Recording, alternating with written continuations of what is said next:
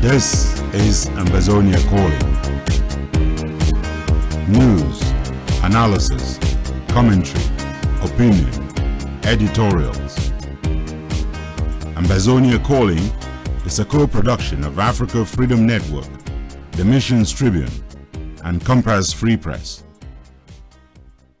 Welcome. My name is Ntumfoyn Herbert, and I bring revolutionary greetings from our studios in Washington, D.C. to all of you, friends of Ambazonia and fellow Ambazonians on ground zero and across the globe.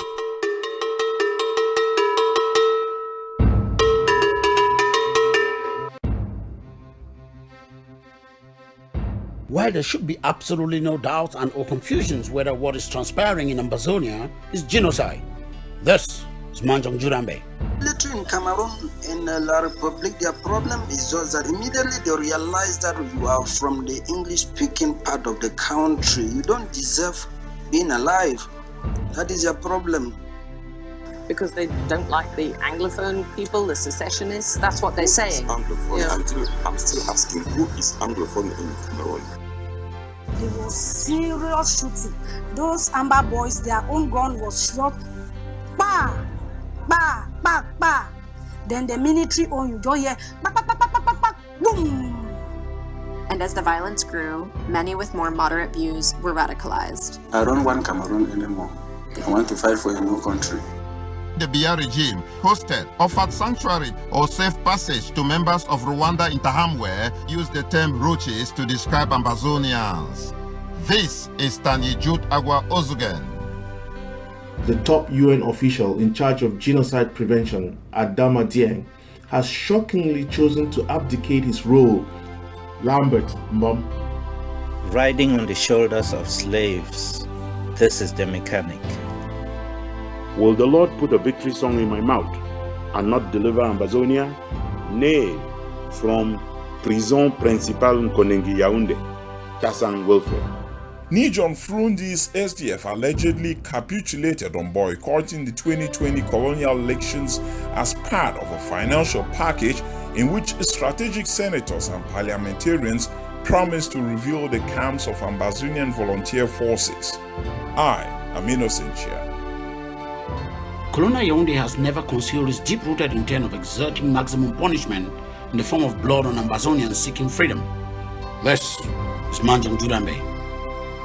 This is Ambazonia Calling, edition number 069, coming to you the 17th day of November, 2019. Oh, freedom, freedom is coming, freedom is coming, freedom is coming, oh yes, I'm free. In this special edition of Ambazonia Calling, we focus on demonstrating that what is unfolding in Ambazonia, in southern Cameroon at this moment, is indeed genocide. For making me to see this day. To produce this edition, we have gathered the expertise from all around the world. We have everybody on board that you need to have. We have all the experts on this particular edition. Our full team, of course, is on board. This is going to be a twin hosting with Sia Jimvambe, who is joining me later on this show. We've also got correspondents in this edition from organizations like Genocide Watch, Test Tube, the BBC, Africa Eye, Sky News, Al Jazeera, The Stream, The Washington Post, the International Criminal Court, Cry TV. Everyone and their grandmother is lined up for this show. As for you listeners, you're spoiled today. This is the show that allows you to see through the 8 steps of a genocide what exactly is unfolding in Ambazonia. In the opening part of this show, we will help walk those of you, especially those of you on ground zero, who carry weapons, who fulfill the mission of self-defense. We will walk you through stuff you should not do with respect to war. We will help mobilize our people, the civilian population, without which we will not win this revolution. So stick with us here, relax, enjoy Ambazonia Calling.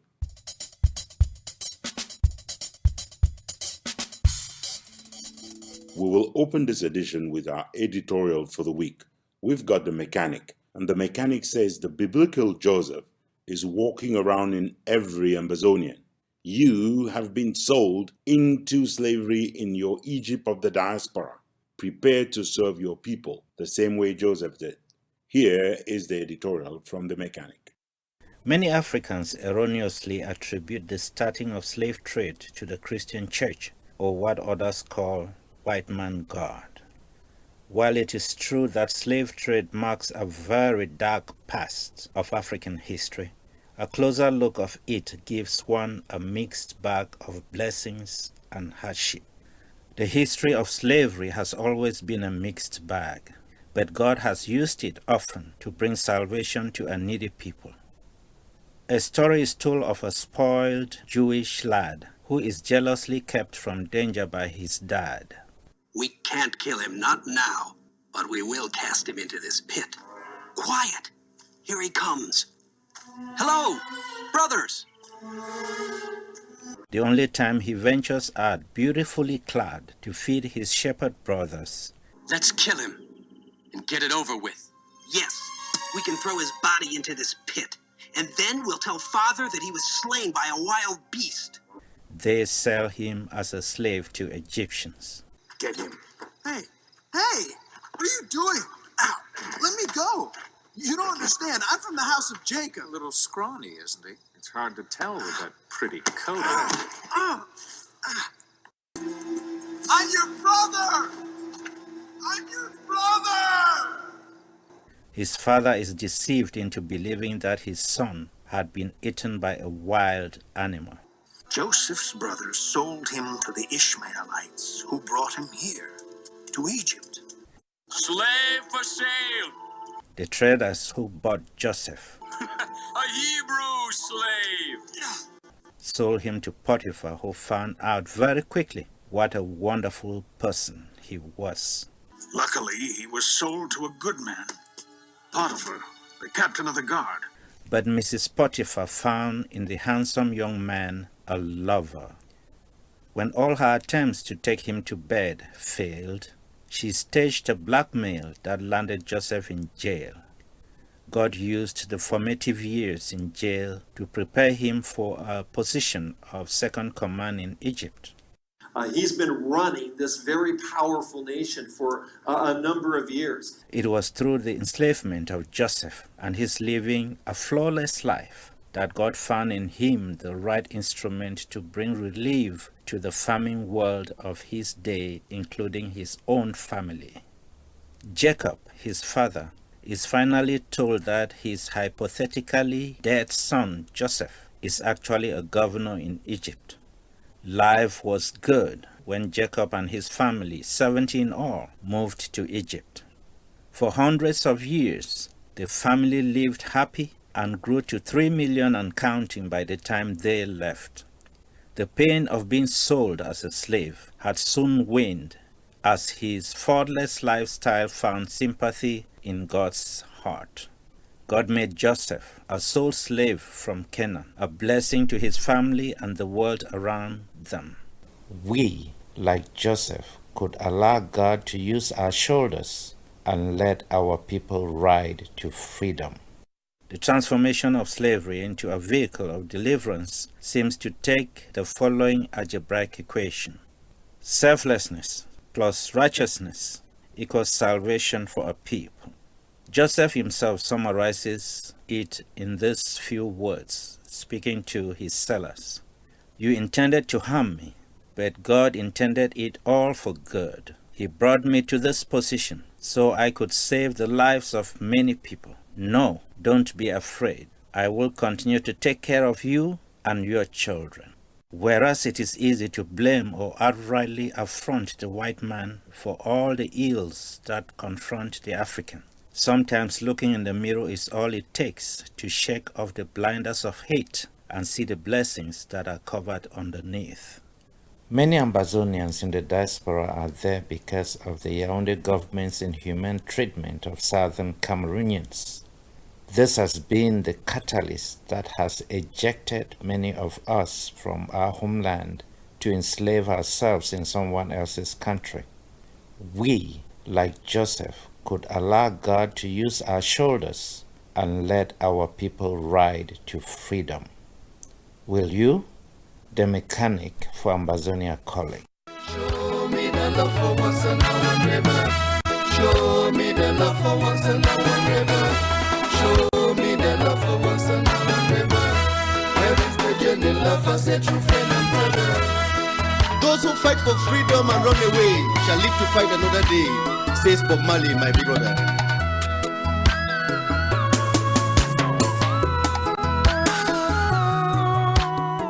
This is one Ambazonian I can swear by. His name is Wilfred Tassang, Deacon Wilfred Tassang.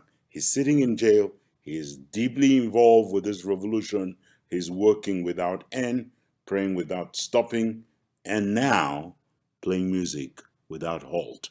Please go out there, look for his music. It's launching this week. Buy it. It's highly recommended. From yours truly.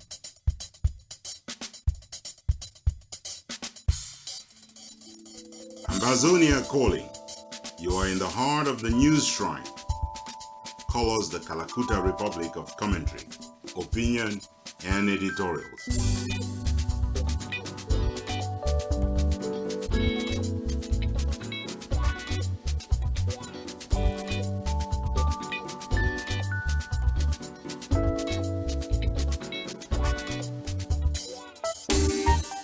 To get our listeners quickly to the special edition on genocide, we will not have a news summary this week.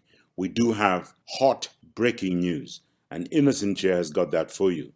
The octogenarian leader of colonial Cameroon, Paul Biya, made a landmark confession to the world this week.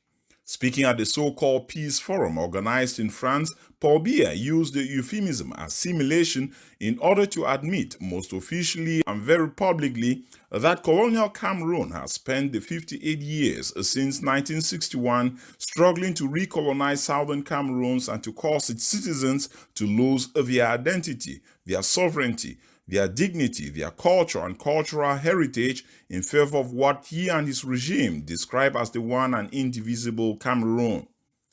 Biya admitted that all attempts to integrate, absorb, assimilate, or recolonize Ambazonians had failed. We had the possibility of integrating them directly into the French system, used by a majority, 80% of the people. But I think countries out there today want their identity reaffirmed. That's why we are putting in place a special status, which will recognize the specific character of the English-speaking zone, but it continues to stay within the territorial integrity of Cameroon.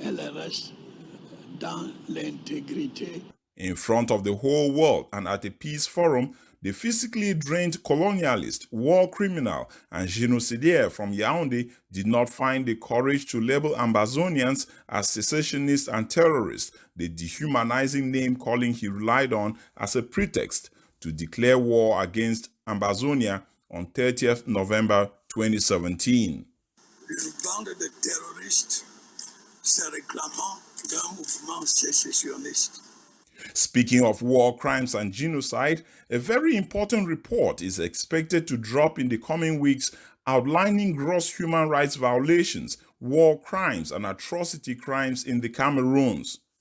The report is being finalized by a team of researchers and rights monitors from the United Nations Human Rights Commission, who deployed to Ambazonia in September 2019. The team included monitors from the Responsibility to Protect and Genocide Prevention Unit at the United Nations, and its deployment on the field followed endless negotiations with the colonial regime of Mr. Paul Biya. It is only thanks to the visit to the Cameroons in May 2019 of the United Nations Special Rapporteur on Human Rights, Michelle Bachelet, that the team finally had permission from Yaoundé to deploy.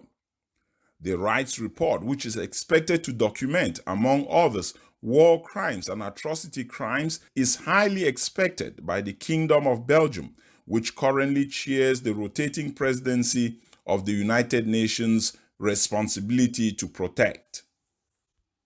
The United Nations Security Council is getting ready to be briefed in mid-December 2019 on Ambazonia.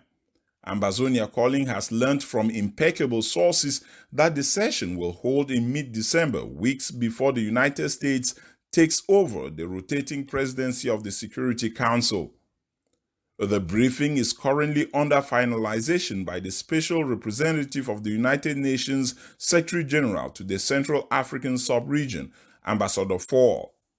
The briefing to the Security Council is expected to touch on the crisis in the Central African Republic, the counter-terrorism war in the northern parts of Cameroon and Nigeria, as well as the southern parts of Chad, as well as, and perhaps most importantly, the ongoing war of independence and genocidal violence in Ambazonia.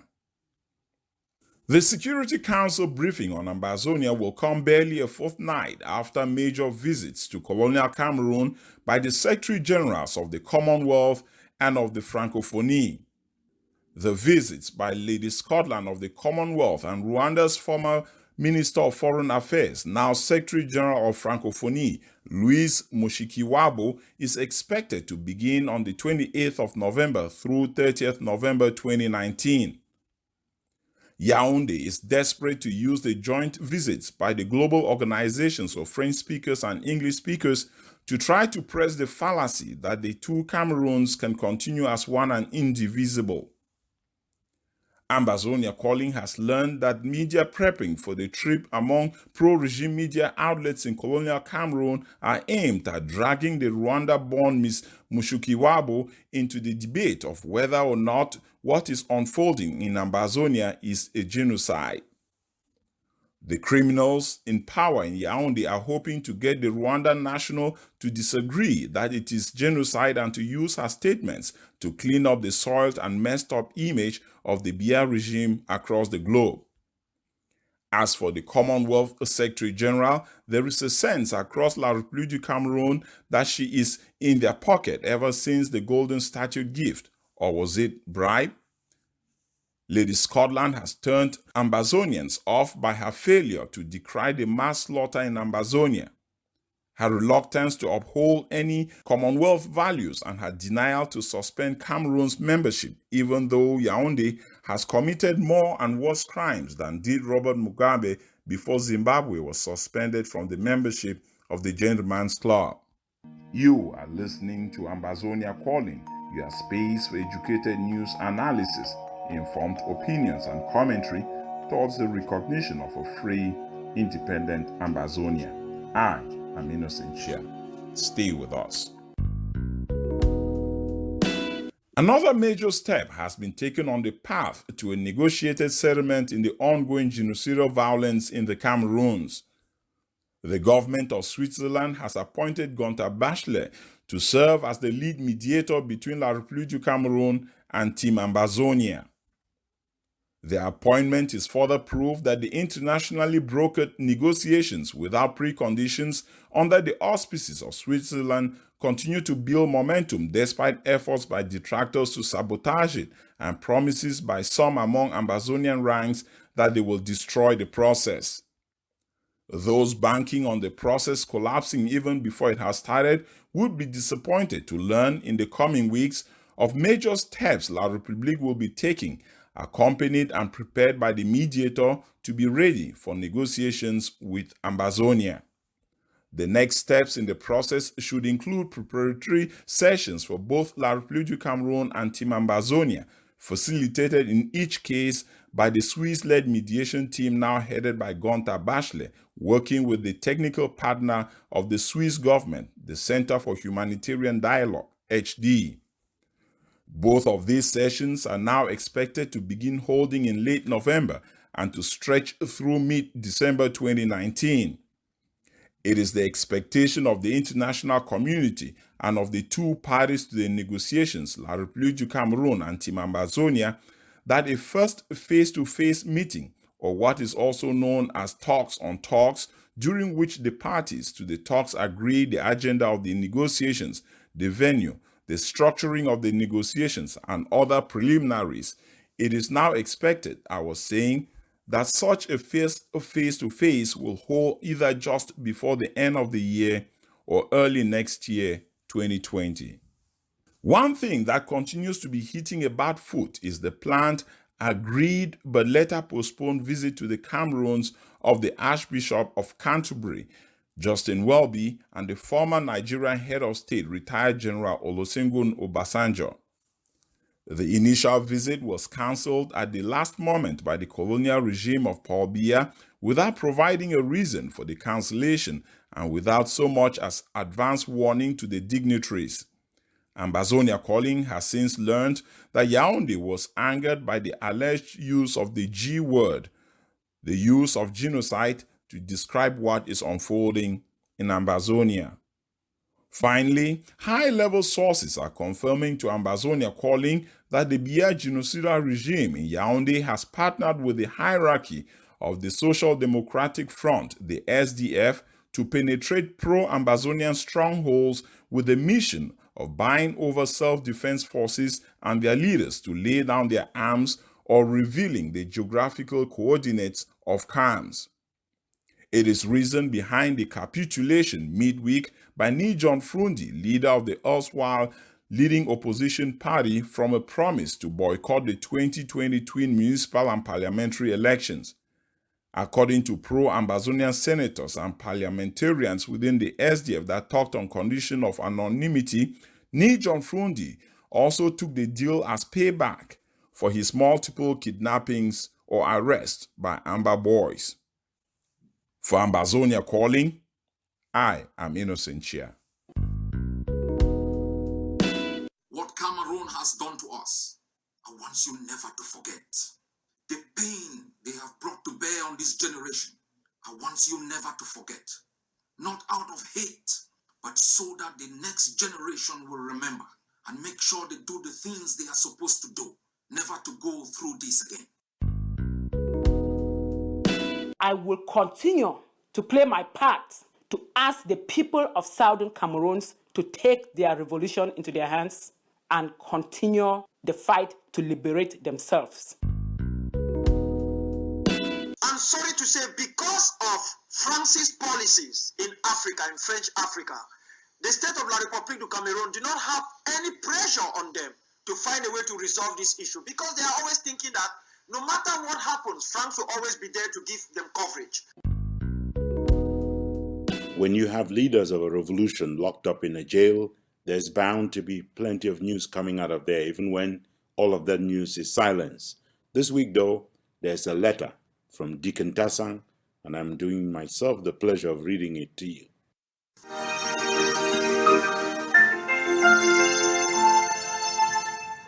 In love of the truth and of justice, during the days of extreme anxiety and panic in said, the Lord God kept reassuring me from both his book, which I read daily, and through direct ministrations to my spirit. Many times, when wild imaginations of what my wife, kids, and our people were going through, knowing that many tales were certainly being sold around concerning our fate, I went down prostrate several times, weeping and calling on the name of the God of Ambazonia. Each time I rose up relieved, knowing that even my tears would not go in vain. Several times, God reassured me by dropping a song in my heart. In one, he reminded me that he is the omniscient God who knows all that my people were going through, insisting that nothing escapes him. In another ministration, the Lord God declared victory for the truth and for justice. Will the Lord put a victory song in my mouth and not deliver Ambazonia? Nay, he will give us the victory. One afternoon, whilst I prayed him, the Spirit of the Lord brought to my spirit an old song. But when I opened my mouth to sing, the Spirit of God put other words in my mouth. All that got sung of that old song was the first line, I am a new creation born of God. The new song I have titled The Ambazonian. It is a creed. 4 pillars stand out clearly: love, truth, righteousness, and justice. These are the pillars around which the nation must be established. They are the foundation cornerstones, as it were. For this reason, and as the struggle undergoes all manner of attacks and setbacks, I believe that in having my battle axe due, he will give us the victory, and the Ambazonian hope and confidence will be restored in the struggle. It is also my humble desire that the words of the Ambazonian will greatly affect the conduct of the struggle going forward, that the struggle in its entirety will shun lies and falsehoods, and that a fresh spirit of love and humility will englobe our leaders. I hope very strongly that Ambazonia, when she receives these prophetic songs, will at last accept the fact that God is indeed the commander-in-chief of the struggle for homeland restoration. If we truly accept this, then it will also be easy to accept the fact that He, God, will not prosecute this struggle according to the principles of mortal men. Lastly, I pray that our people will receive these songs with gladness and thanksgiving, and that they will rally around and give their all, financially and otherwise, to move the struggle forward. Rally around, therefore, LGA by LGA, county by county, even group by group, to mobilize funds for our beleaguered people. Give your thousands, not CFA, dollars, euros, pounds, etc. Give also your mites. Don't hold back what God has put in your heart to give. Give until you know you have given. Give for Ground Zero. Give for our people in the wilderness in Nigeria. Give, and it will come back to you. And my God will multiply unto you good measure, pressed down, shaken together, and running over shall He bless you in and out of season. I will use this medium to extend special thanks to my Battle Axe group and studio for their efforts. I hope that what you hear is pleasant enough to your ears. All glory to God.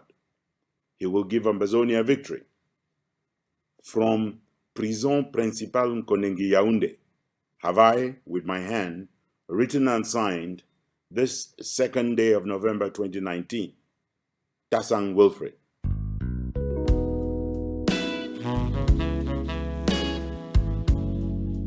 We are not done until you have heard our letter to Joshua.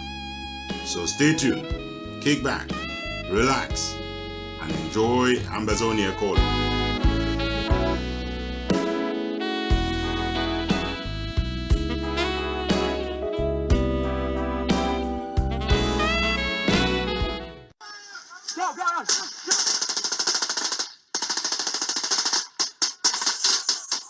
Ten wars and 8 active military conflicts are unfolding around the world at this moment.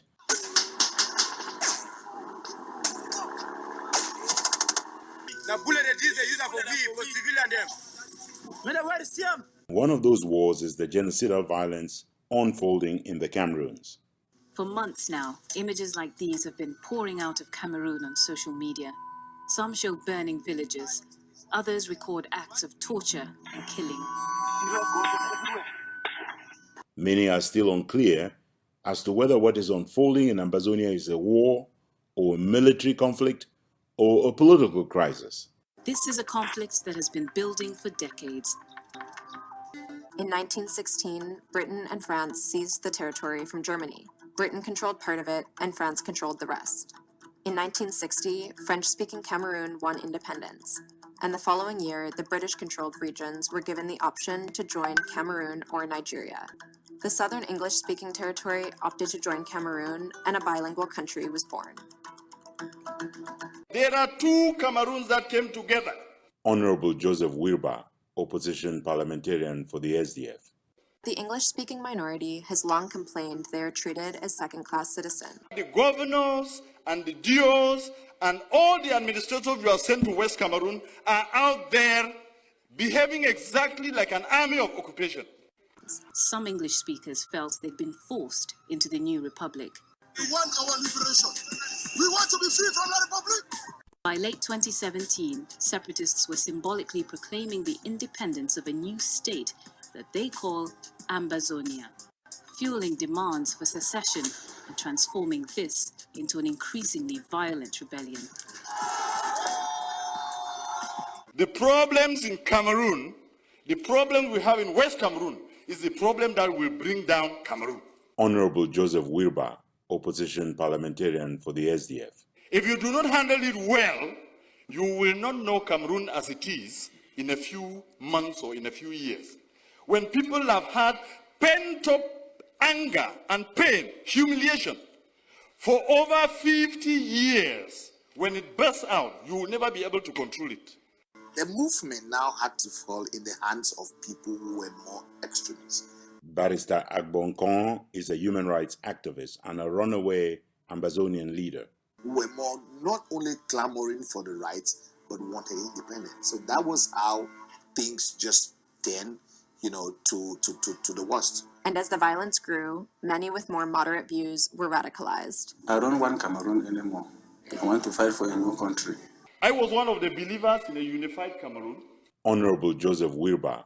And I want to tell this house that what has happened to those children in BOYO University and in Bamenda has convinced me that the people who say Cameroon should go in two parts are correct. And there are more and more of us out there who now believe that it is the ultimate end. In late 2016, their struggle for equal rights turned violent. Now, the country is on the brink of civil war. Armed English speakers are fighting to break away from the French-speaking regions and create a new nation. They call it Ambazonia. There have been reports of atrocities on all sides, kidnappings, extrajudicial killings, and burnings of villages. Biya, now in his mid-80s, has been in power since 1982. His administration's version of events is at odds with civilian accounts of what's happening in the English-speaking regions. We definitely know that it is a crisis and a conflict, but to know if it also qualifies as a war, let us begin by getting an answer to the question, what is a war?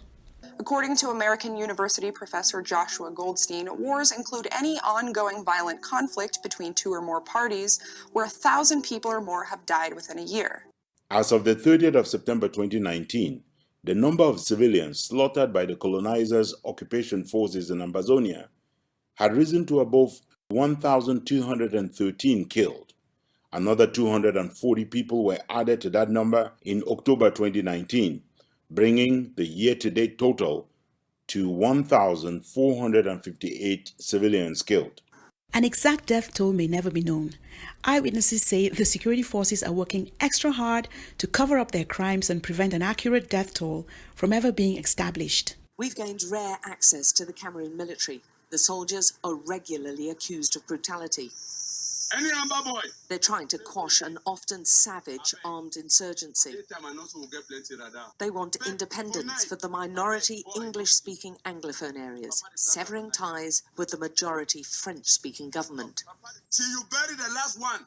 Till the last one is buried.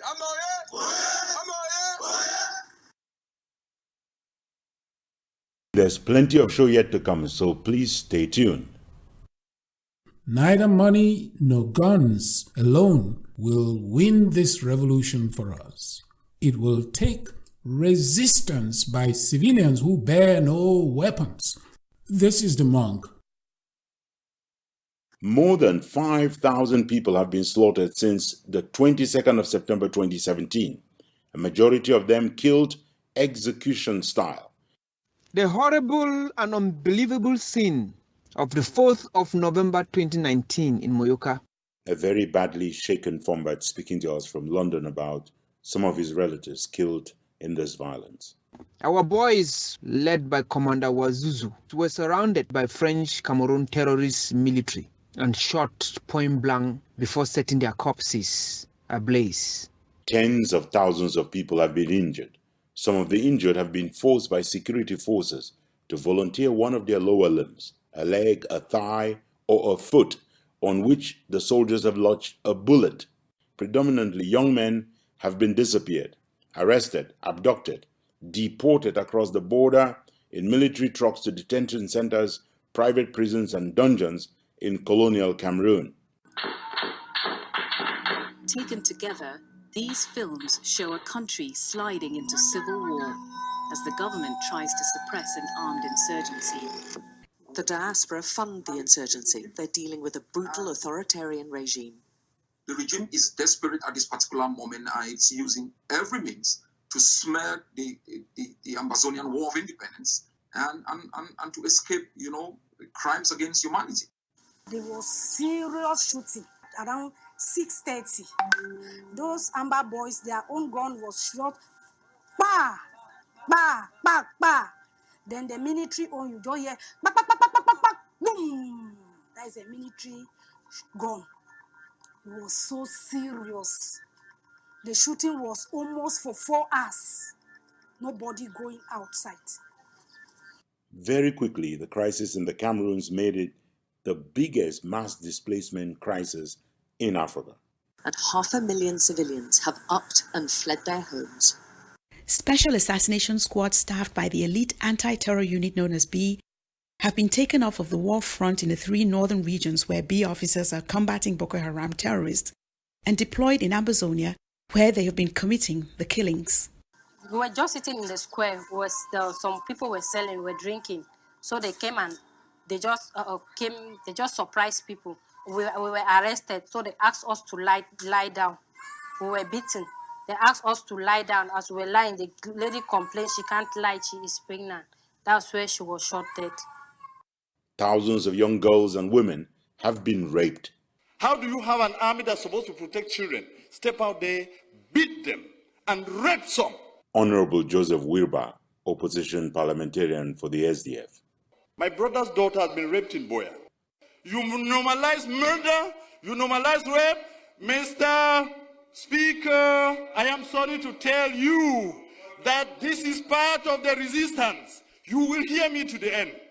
When injustice becomes law, resistance becomes a duty. It is my duty to defend my people. You will not stop me because of lack of time. Or if you want to, you can call your brutal gendarmes to come and kill me here. No victim has been too young or too old to be targeted and or assassinated. The victims have included 4-month-old Martha, pastors from Kenya, Ghana, and the United States, citizens of Nigeria, the mentally and physically challenged, elderly women beaten up, such as the 95-year-old grandmother bludgeoned on her head in Ekona when she came out to celebrate independence, or Mami Api burnt alive in her home in Kwakwa. The victims share one thing in common. They are English-speaking Southern Cameroonians killed for who they are, not for any crime they have committed as individuals. A genocide begins with the killing of one man, not because of what he has done, but because of who he is. Kofi Atta Annan, former UN Secretary General.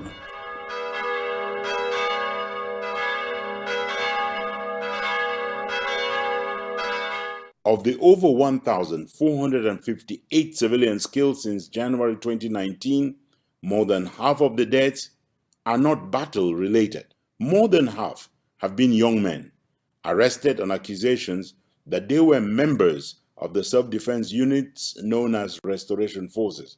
They have essentially been summarily executed by BIA forces. 3 weeks ago, one Joseph Akum, a civilian, was a victim.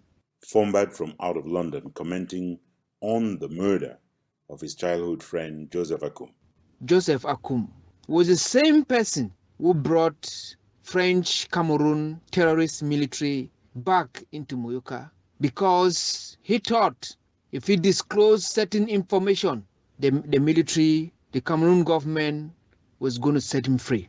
When he brought him into the hideout of our people, of our boys in Moyoka, what happened is Joseph Akum was axed to the head and he died by the same military he led into Moyoka. That is why, understandably, the ongoing genocidal violence in the Cameroons is cited as one of the world's top 10 deadliest wars in 2019. Here is the full rundown of the 10 deadliest military conflicts or wars in the world in 2019, according to the International Crisis Group. First, Yemen, which already suffers the world's gravest humanitarian crisis, could get worse in 2019. UN officials say that if the key port of Hodeida comes under attack, parts of the country could suffer famine.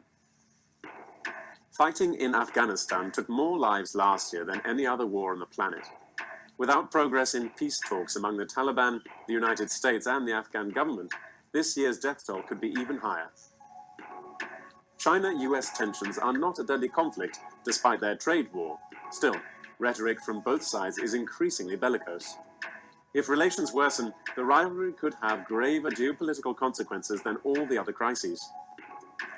In the Middle East, rivalry risks escalating between, on one side, the US, Saudi Arabia, and Israel, and on the other, Iran. A clash at any of the region's many flashpoints could provoke a wider confrontation. In Syria, mixed messages from President Trump about the potential withdrawal of US forces increase the odds of a bloody conflict involving Turkey, its Syrian allies, Kurdish forces, and the Assad regime. This could give ISIS a new lease of life.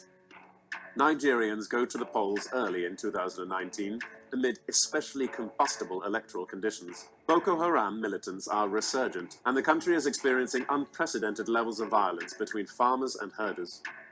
In South Sudan, 5 years of civil war have already killed 400,000 people. If a recent power-sharing deal between the president and rebels collapses, it could provoke a new bout of violence.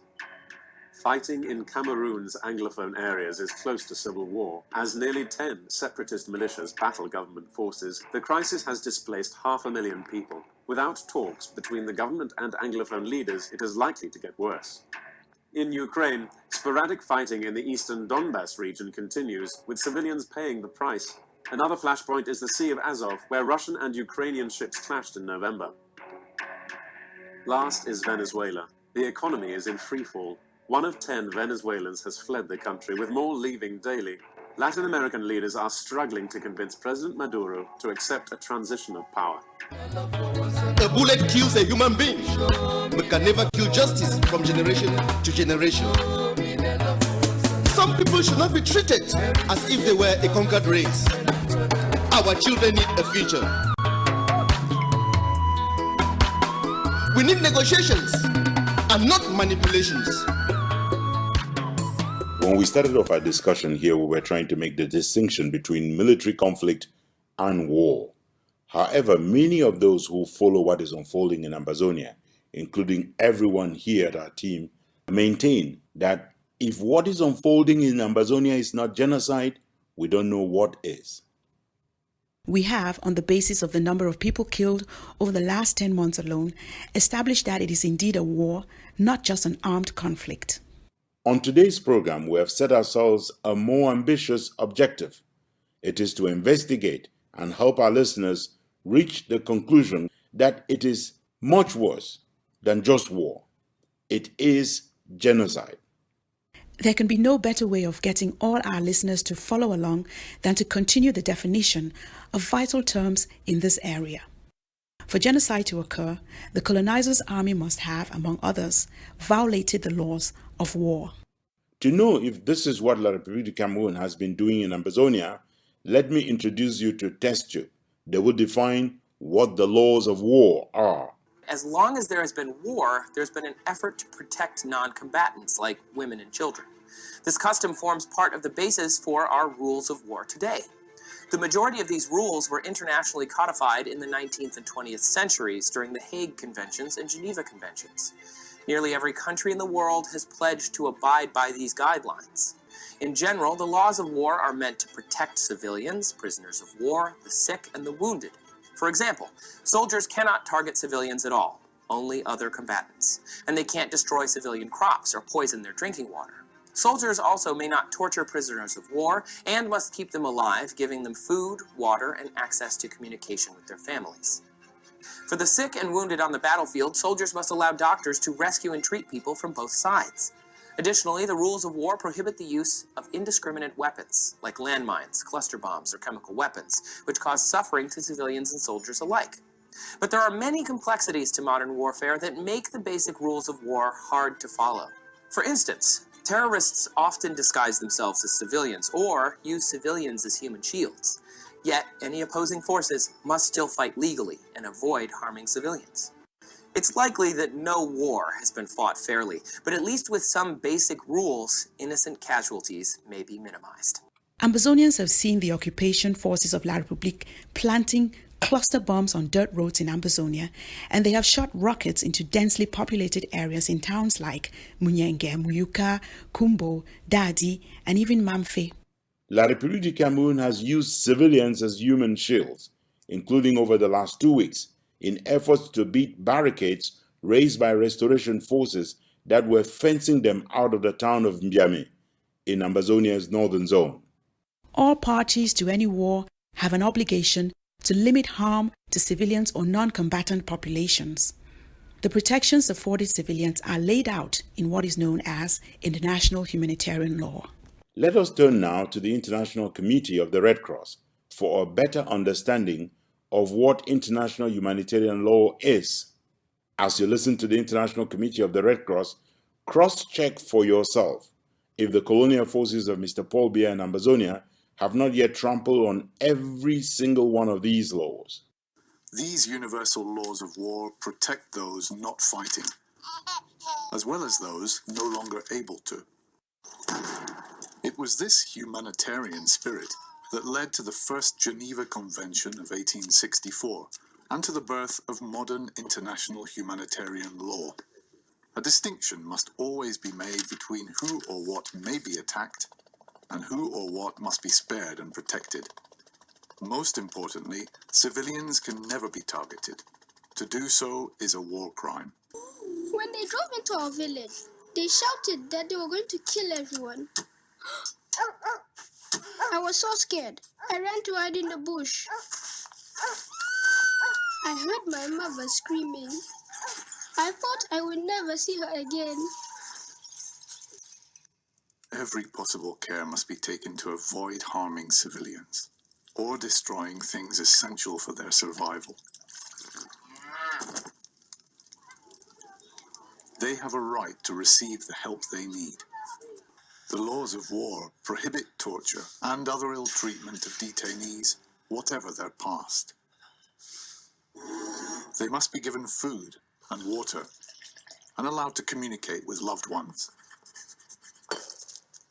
This preserves their dignity and keeps them alive. Medical workers save lives, sometimes in the most dangerous conditions. Medical workers must always be allowed to do their job, and the Red Cross or Red Crescent must not be attacked.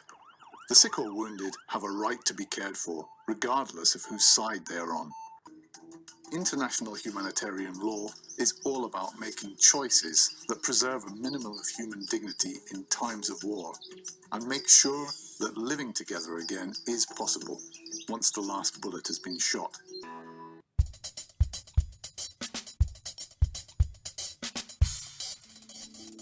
Ambazonia Calling. You are in the heart of the news shrine. Call us the Kalakuta Republic of Commentary, Opinion, and Editorials.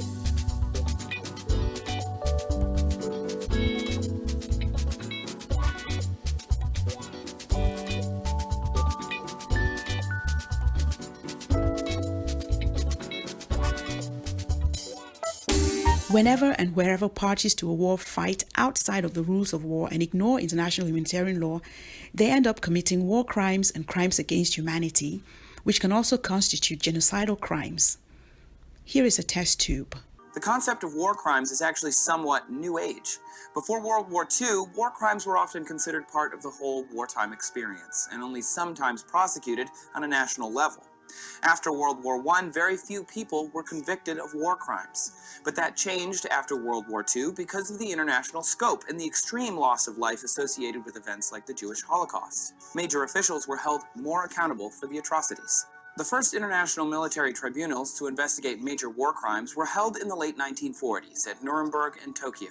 As a result of these main trials and other smaller ones, more than 10,000 Nazis and Nazi allies were convicted of war crimes, and over 1,000 were executed. Crimes against peace include planning and waging war. Crimes against humanity include murder, enslavement, and other violence towards civilians. And traditional war crimes include mistreating prisoners of war, destroying property that's not relevant to war, like ISIS destroying historical artifacts, and other violations of wartime laws or customs. It is important to stress on this program, as we have done from the very launch of Ambazonia Calling, that every Ambazonian acting in civilian or military capacity in this restoration of independence war can and will be brought to book if they violate international humanitarian law or commit war crimes and crimes against humanity. Nowadays, anyone, even civilians, may be tried for war crimes. How is a war crime prosecuted? According to Geneva Conventions, which 196 state parties have ratified, member states must seek out and try their accused war criminals, either within a national court, an international court, or a mixed tribunal. And if a state doesn't bring charges against their own war criminals, the United Nations can mandate a trial against them from another country. They did this in the 1990s for civil wars in the former Yugoslavia and in Rwanda. In 1998, the United Nations established a permanent International Criminal Court, or ICC, which takes cases dealing exclusively with genocide, crimes against humanity, and war crimes. Although the ICC is an important judicial affiliate of the United Nations, its ultimate power to enforce court rulings on war crimes is extremely limited.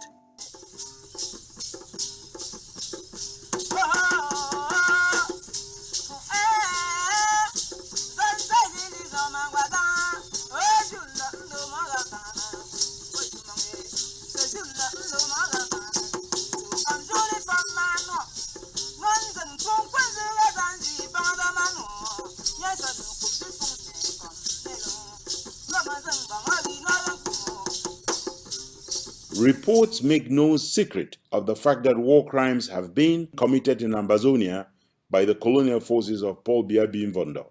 When a large number of people are killed in pursuit of a political goal or something similar, it's considered a crime against humanity. The label also applies in cases of mass slavery, deportation, torture, rape, apartheid, and other crimes. When war crimes and crimes against humanity target a national, linguistic, religious, ethnic, or national group for who they are, not for what they have done, it is said to be genocide. A genocide begins with the killing of one man, not because of what he has done, but because of who he is. Kofi Atta Annan, former UN Secretary General.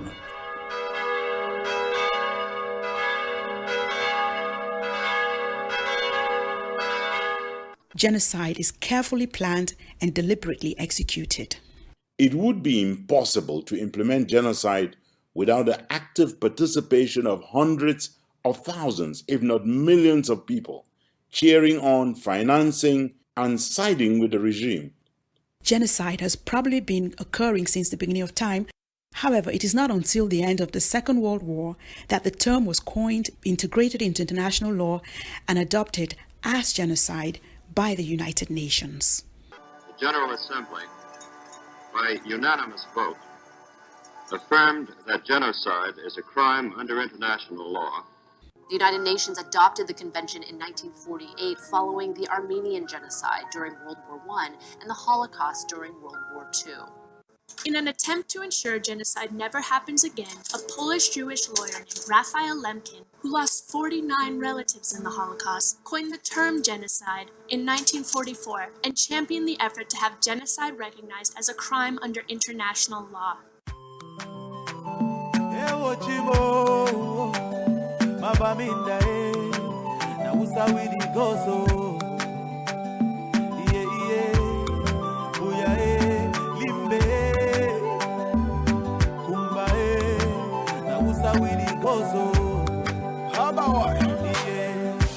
Something is killing me slowly, and I'm feeling so lonely. But this thing I must to talk, oh. All my people, they for bush, oh. And our children are they go for school, oh. But nobody fit to talk, oh. We get to plenty, so many things where we really want to complain to you. See these people where they kill us, not the people where they got for protect me, yeah. Our children, they for prison. Our leaders, they for prison. Now they calling for dialogue. Now who and who go talk, oh. That's why we pray to God. Heal our land, heal our land, heal our land. Cause all our people are dying, and our mothers are crying. Heal our land, heal our land, heal our land. Cause all our children are dying, and our mothers are crying. The crime of genocide generally unfolds in 8 stages, according to experts. We are devoting the rest of this program on explaining what those 8 stages of genocide are, and I am inviting our listeners to judge on the basis of the evidence that they have. If they share our view here at Ambazonia Calling that all 8 stages of genocide are now under implementation in southern Cameroon. Before we get into the 8 stages of genocide, it is important to point out that, despite the Never Again pledge made by the world after the Holocaust, genocide has continued to be perpetrated all around the world.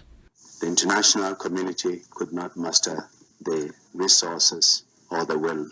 Kofi Annan, former United Nations Secretary General.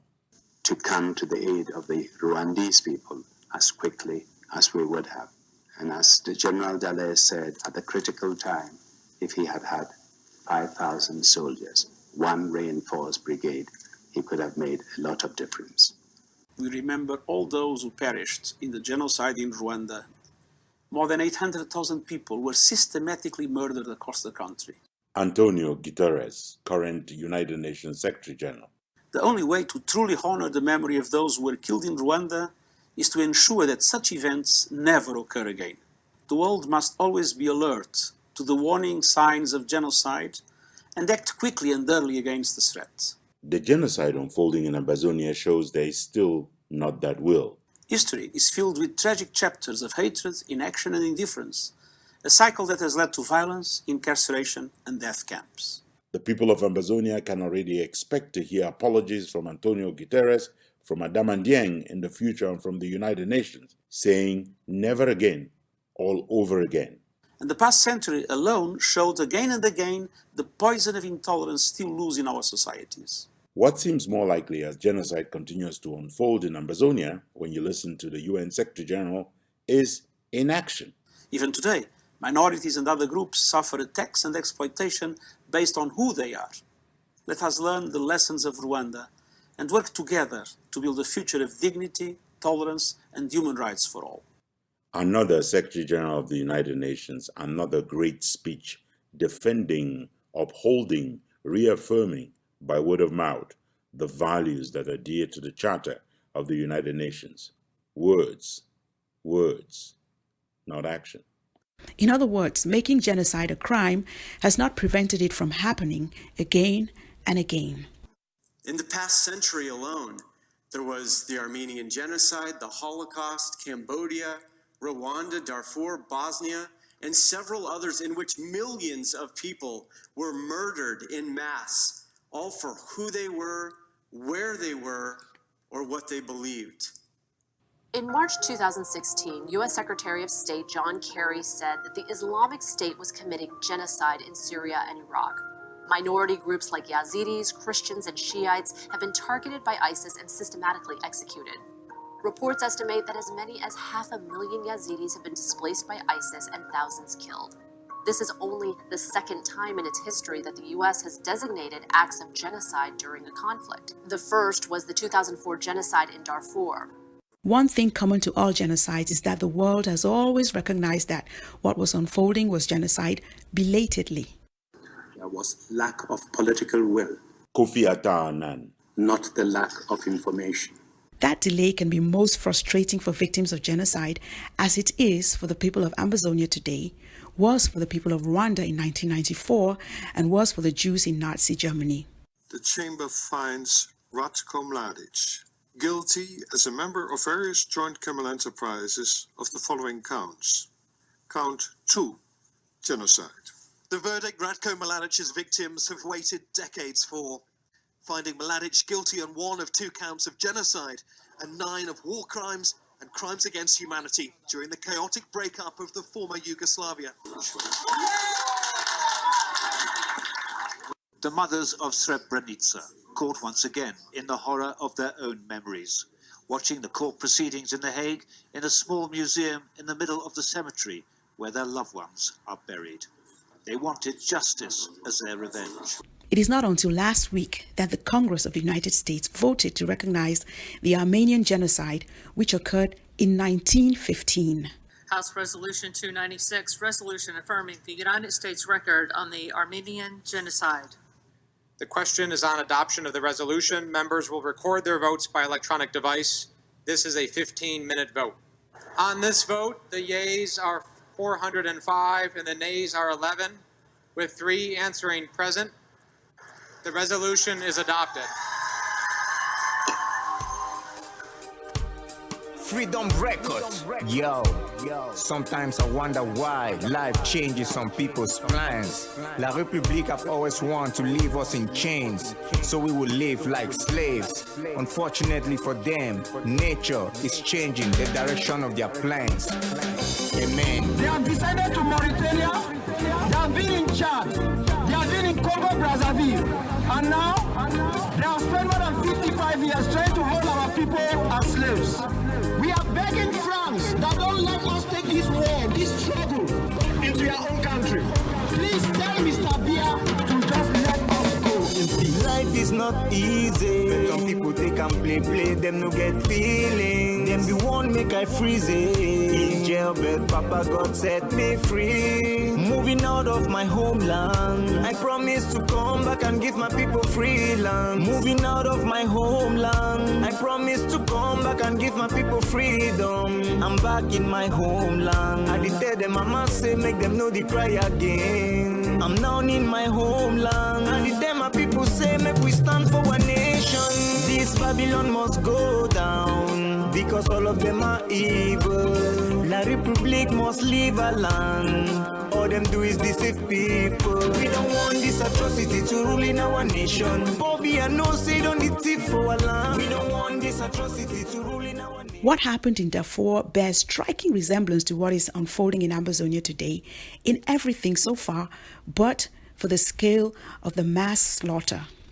The women and children here seek asylum from the Janjaweed, the armed militias of Arab herders organized by the government to fight the rebels and kill civilians. Listen to the American documentary filmmaker, the National Geographic, describe the genocide in Darfur, and you will be forgiven if you were to argue that they are in fact talking about Ambazonia. Entire villages have been burned. Hundreds of thousands have died. Beatings, rapes, and mutilations are used as weapons of terror. Around 2 million people, almost a third of Darfur's population, have fled their villages. These refugees have lost everything, but they are the lucky ones. Most still wander the land, unable to go home, their lives still at risk. The genocidal violence unfolding in Ambazonia may not be at the scale of Darfur yet, but at least 50 human rights organizations have called it Rwanda in slow motion. Sir! Sir! We've got trouble at the gate.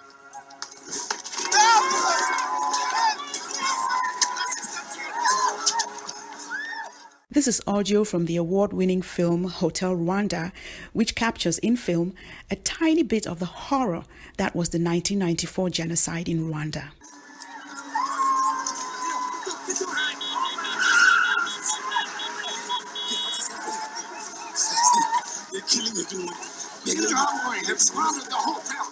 The film shows vastly outnumbered United Nations peacekeepers in the hours immediately following the assassination of the moderate Hutus in the Rwandese government, the lady Prime Minister, and the head of the Supreme Court.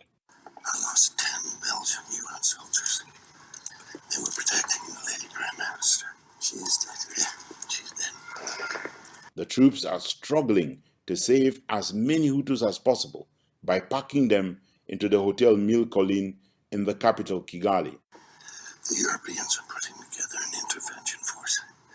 They'll be here in a few days. Yes, I understand that, Colonel, but there is simply no place for me to put all of this. What can I do? I'll put 2 more men on the gate, 2 of my best lieutenants. All right.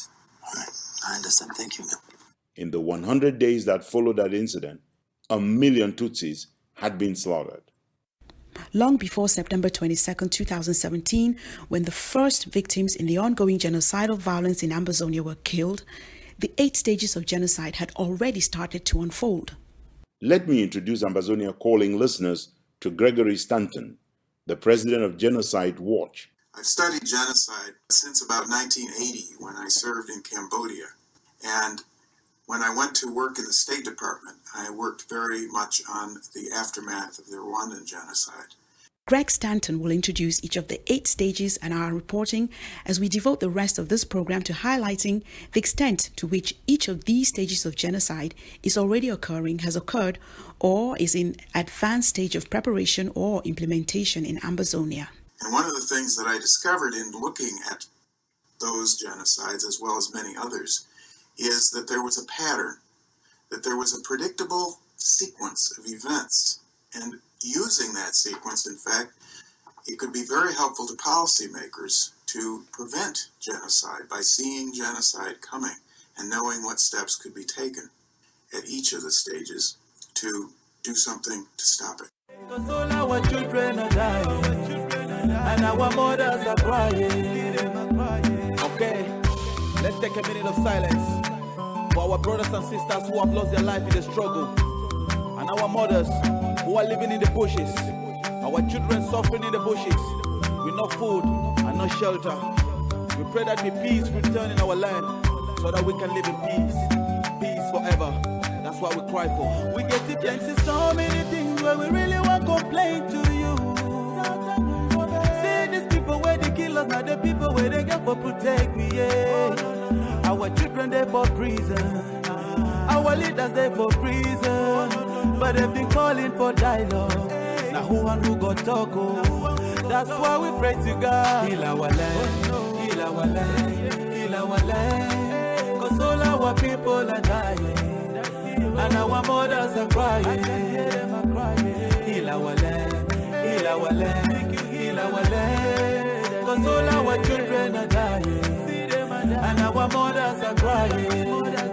Say we get to plenty so many things that we really won't complain to you, Daddy. Now who's how we go so? Mabaminda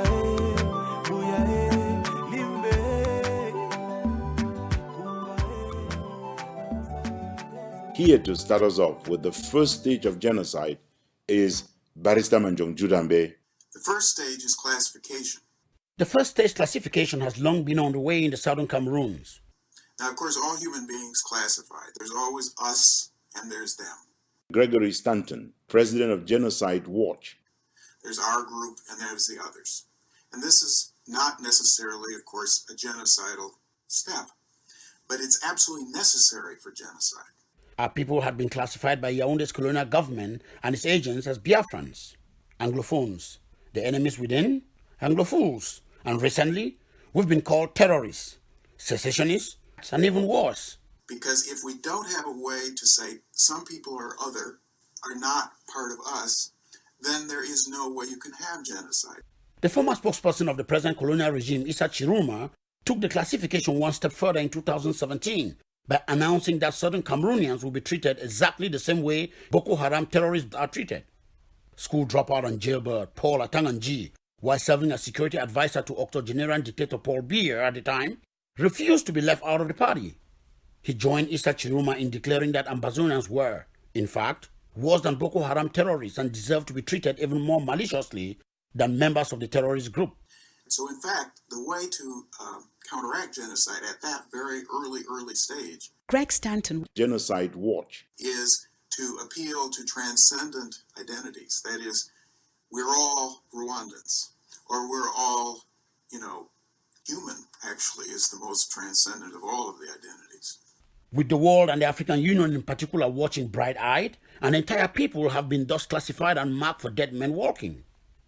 At the start of the genocidal campaign, the colonial regime of Yaoundé broadcast radio announcements in which it labeled every civilian across the 16 villages that make up MANYU state in Ambazonia southern zone as terrorists.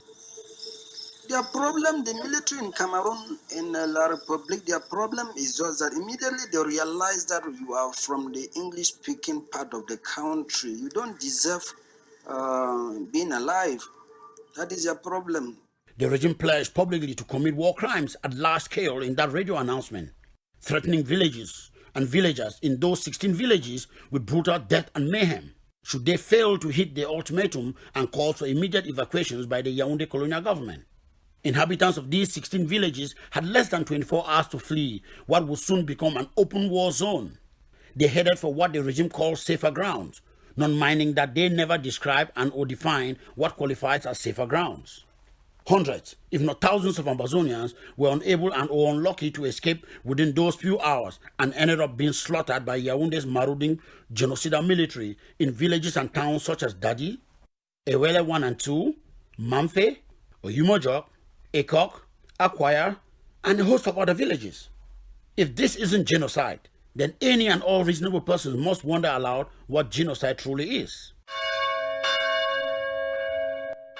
A genocide begins with the killing of one man, not because of what he has done, but because of who he is. Kofi Atta-Anna, former UN Secretary General.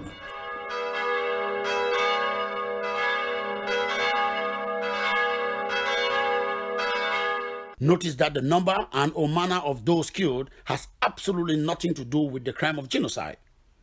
This is why none should be in doubt and or confused as to whether what is transpiring in Ambazonia today is genocide. This is Manjong Jude Ambe for Ambazonia Calling. This basic, no? They didn't enter me for body. T-Marshal for Ambazonia. I don't come again. Give up.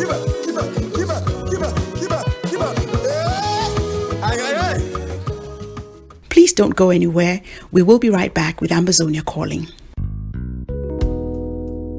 This is a lesson that every Ambazonian should know by heart from real politics. The world won't roll over just to please the hard to satisfy in the ranks of our people. Those who choose to be spoilers will be free to do as they please. I recognize the fact that even those I consider to be egoistic or to be selfish, I recognize the fact that the intent is good. People simply think I have the best route to Boya, I have the shortest way, the easiest way. I recognize all that. The search for a completely neutral country will never be successful because there is no such thing as a perfectly neutral country to serve as mediator. The second stage of genocide, according to Genocide Watch, is symbolization. Divine Anje is here to explain to us exactly what that means. The second stage is symbolization, where we have words or symbols that express those classifications. Gregory Stanton, president of Genocide Watch.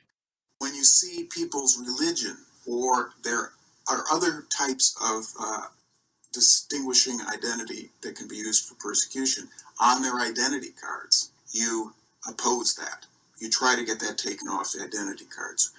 In Rwanda, I, in fact, told the president directly in 1988 that they needed to take those ethnic identities off of the identity cards in Rwanda. Unfortunately, I wasn't speaking to the right man because actually the president favored genocide at that time in Rwanda.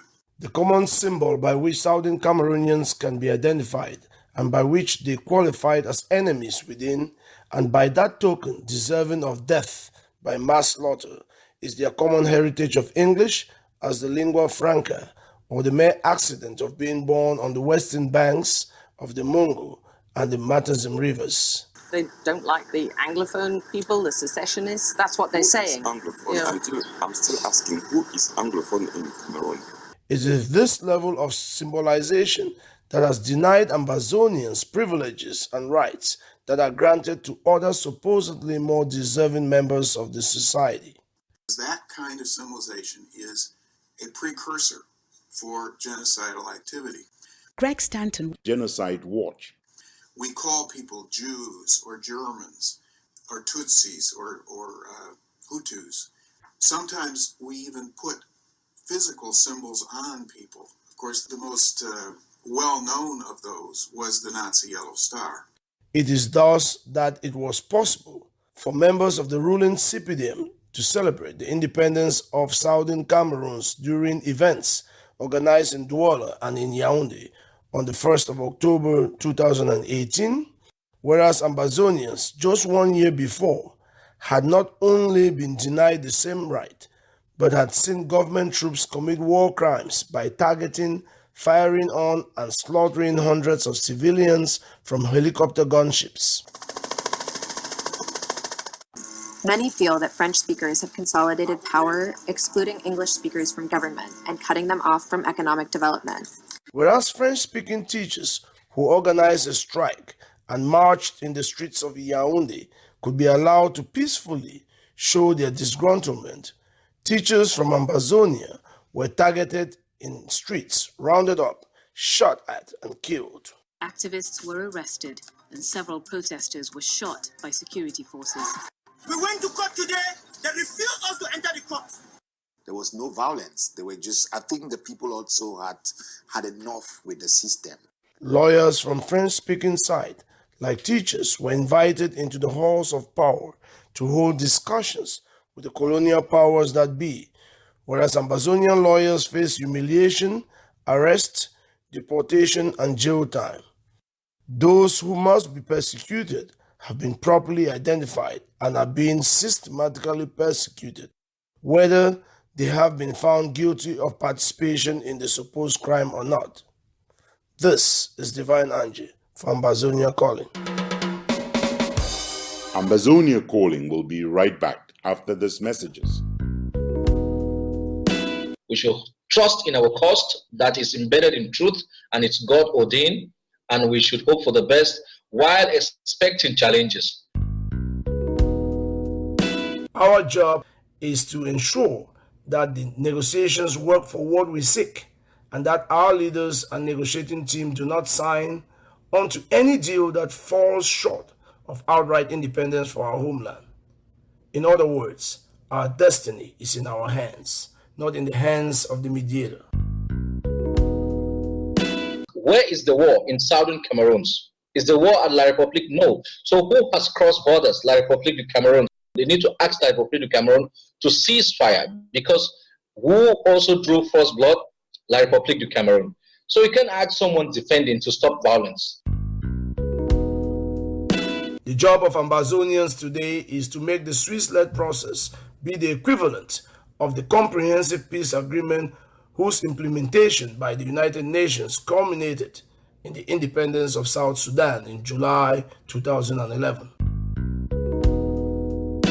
A third stage of genocide involves dehumanizing the victims. Tanyi Jude Agwa Ozugen is here to tell us the extent to which dehumanization is ongoing in Ambazonia.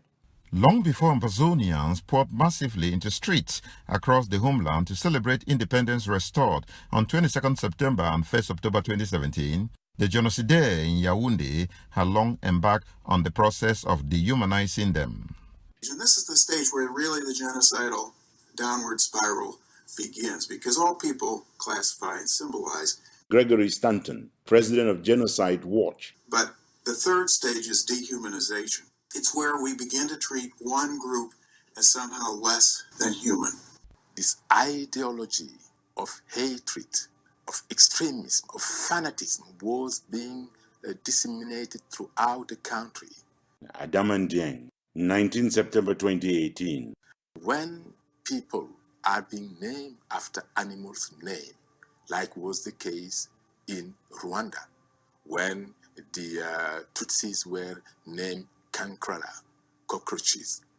That means that is the beginning of the dehumanization. And that means you can kill without any remorse. These are not human beings. Equating the group that is targeted as being a cancer or microbes in the system. When you hear that kind of language, you know you have a very serious dehumanization problem in that society. The colonizer downgraded an entire people to the rank of dogs, rats, roaches, enemies within, les anglophones, les bamenda. The last term les bamenda used to describe a domestic slave. The way that is often expressed is using animal language, for instance, calling people vermin or cockroaches, as they called the Tutsis in Rwanda. The Biya regime did not only offer sanctuary or safe passage to members of Rwanda's Interahamwe, but it also went to and graduated from the school of these monsters. Despite knowing the harm done by the dehumanization of Tutsi in Rwanda, the Biya regime has not hesitated to call Ambazonians dogs and roaches. The colonial governor of the southern zone, Okala Bilai, took great pleasure in this dehumanization exercise. He was not alone in learning the lessons from Rwanda's radio mail calling. Il y a à peine quelques minutes, je viens d'apprendre que 4 Ingotaniens ont échappé à la vigilance de nos milices, et c'est une information qui vient de nous être donnée par le jeune domestique de chez Sinchoboye Bernard, qui est toujours en ligne. Audio from this radio, which promoted genocide, continues to haunt the conscience of the world. Oui, c'est la RTDM qui vous parle. Radio sympa. La voix du peuple. Vous avez aussi entendu dire comment ils ont jeté à l'eau des mères, qui portaient leurs bébés sur le dos, qui les ont jetés dans le lac Morasi, mais qu'à l'heure actuelle, leur corps flotte sur l'eau, mais qu'il en est totalement couvert. Et pas seulement dans le lac Morasi, mais tous les fleuves et tous les lacs sont chargés de cadavres, jusque dans le lac Victoria, jusqu'au Nil. In colonial Cameroon, pro-regime media outlets and journalists like Ernest Obama of Vision 4 Television went down the same route. Ernest Obama passe de cadre à simple employé de la chaîne basée à Yaoundé. He appealed to the regime to apply pesticides, arguing that Ambazonians were no better than pests. When you hear dehumanizing words being used, words like kafir, for instance, in South Africa, or words, like nigger was used in the South here, you have to fight against those. You have to say that is culturally unacceptable. In his most inspiring speech from the floor of Parliament in colonial Cameroon, Honorable Joseph Wiba recalled how cabinet ministers like Famen Dongo boasted about the regime enjoying immunity and total impunity. Famen Dongo famously dared Honorable Joseph Wiba, "Vous allez faire quoi?" And simply what he asked me was, "Qu'est-ce que vous allez faire?" What can you do? Something is brewing out there. Other leading lieutenants of the regime, including a former Minister of Defense as well as a former Minister of Justice, Amadou Ali, dismissed Ambazonians as just 2 cubes of sugar in a basin of water. This thing that you people are sending gendarmes to beat people up and say all of these things, there is pain in West Cameroon. Honorable Joseph Wirba, opposition parliamentarian for the SDF. And as Minister of Justice, be very careful what happens there. And he turned around, looked at me, and told me, "Mr. Wirba, it is your people who choose to come here. He is alive." He told me. Advising that Southern Cameroonians are left with no choice than to disappear or melt into and be integrated or absorbed by the water. Who is the sugar and who is the water? I'm asking the government bench of Cameroon. Who is? Honorable Joseph Wirba, opposition parliamentarian for the SDF. The people of West Cameroon cannot be your slaves. The people of West Cameroon are not. You did not conquer them in war.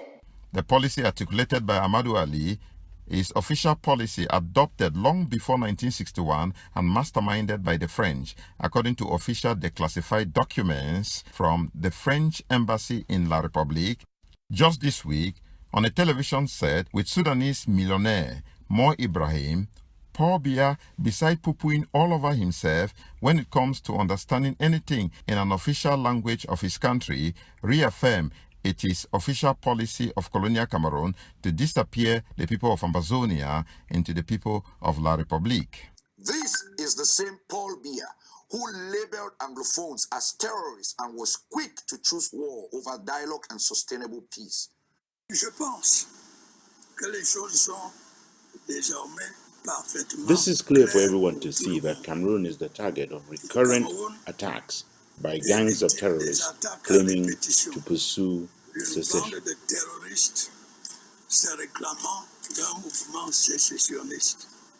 Ambazonians have known this for many years. Because you have your army of occupation out in West Cameroon, you believe that when the people will rise, even if you took the whole of the French army and added to yours, you will never bring them down.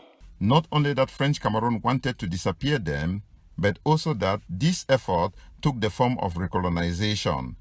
We, the people of West Cameroon, will resist you, and if you want to take that territory by force, you will kill to the last man before you take it. The duty of all Ambazonians in the face of not only the unfolding genocide, but also the recolonization project. When injustice becomes law, resistance becomes a duty. The people of West Cameroon have a duty to resist your oppression. Resist to the last man standing. This is Tanya Jude Agua Ozugen for Ambazonia Calling.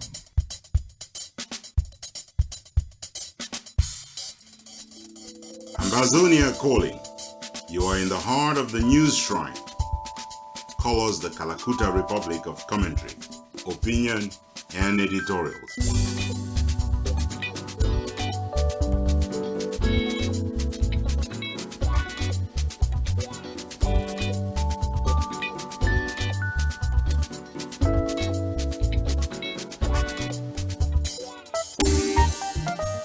In that last report by Tanya Jude Agua Ozugen, two references were made, one by Cry TV, going back to the declaration of war by Mr. Biya on the 30th of November 2017, and the other reference was made by Tanya Jude Agua Ozugen himself when he mentioned Mr. Biya getting on that TV set with Mo Ibrahim at the Peace Forum.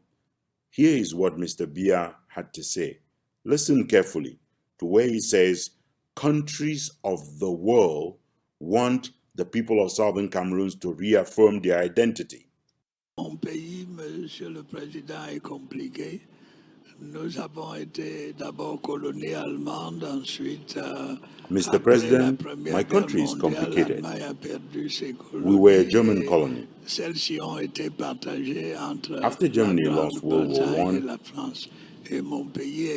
my country, like other German colonies, was shared out to Britain and France. My country was partitioned. One part was given to France, the other to Britain.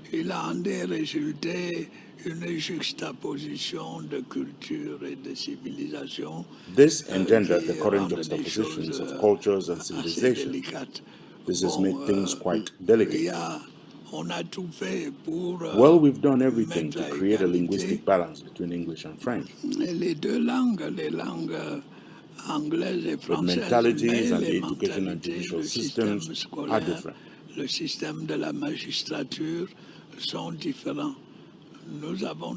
That is how we got entangled in the conflict that we are now trying to resolve. By conceding to the part of my country that was under British administration a specific status while preserving national unity. That is the problem we are confronted with and that we are trying to resolve. We had the possibility of integrating them directly into the French system, used by a majority, 80% of the people.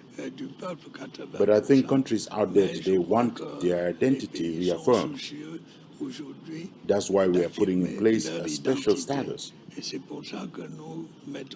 which will recognize the specific character of the English-speaking zone, but it continues to stay within the territorial integrity of Cameroon.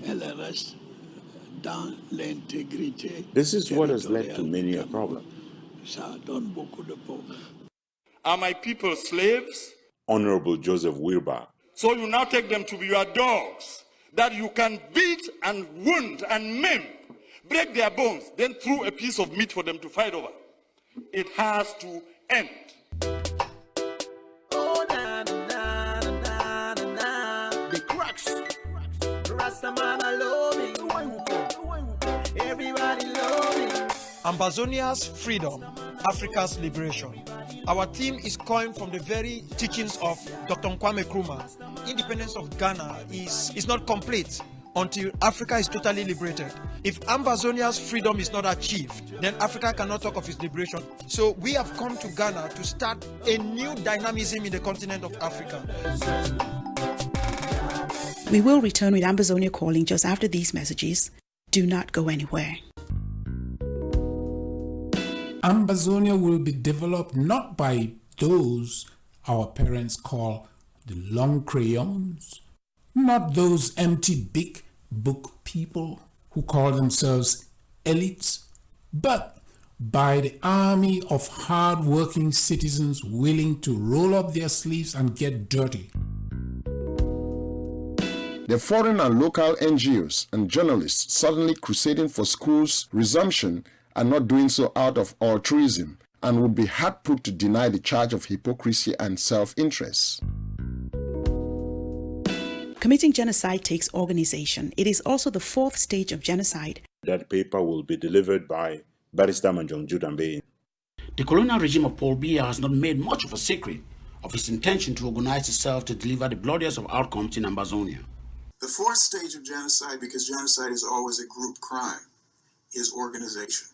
In the days immediately following the celebration of independence on September 22nd, 2017, the regime confessed on many radio and television outings that they were caught unaware the first time Ambazonians came out to celebrate their independence. They had fellows like Ering Tang in military fatigue rolled out videos on social media outlets, letting Ambazonians know that the level of organization by the genocidaire was such that Yaoundé was going to deliver the most blood. Ering Tang joined the then regime spokesperson Isha Chiruma in delivering the chilling message that the regime planned and would execute mass slaughter of civilians should they dare to celebrate the restoration of Ambazonia's independence. True to their form, the better organized killer squads did, in fact, materialize on 1st October 2017. How is it happening for life? They will kill we. They will kill we. They ensured that so many hundred Ambazonians were slaughtered in cold blood, simply because they came out en masse to celebrate the restoration of their independence. This is the village of KUPE in Cameroon being burnt to the ground. Amateur footage also captured an attack on the village of Munyenge.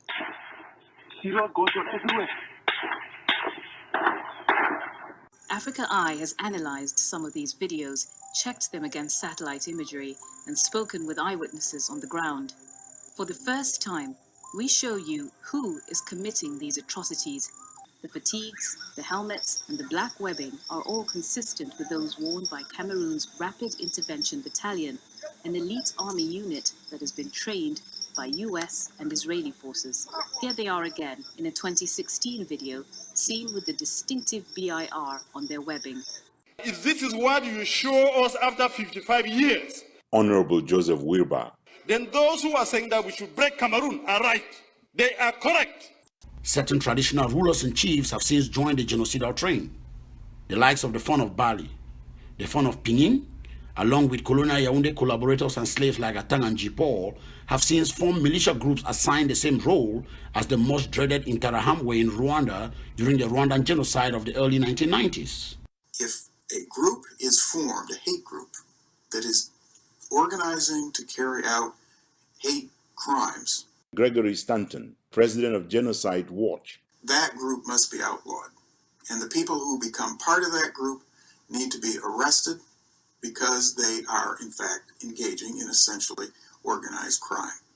That was the way the SS was treated at Nuremberg. It was the way the Interahamwe should have been treated in Rwanda. Evidence of the atrocities and genocidal violence in Ambazonia is plentiful to the extent that even the blind can see and attest to them.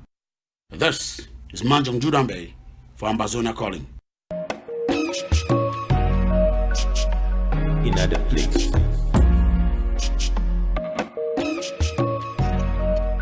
Hello, stop looking around. There's only one show out there. It's called Ambazonia Calling.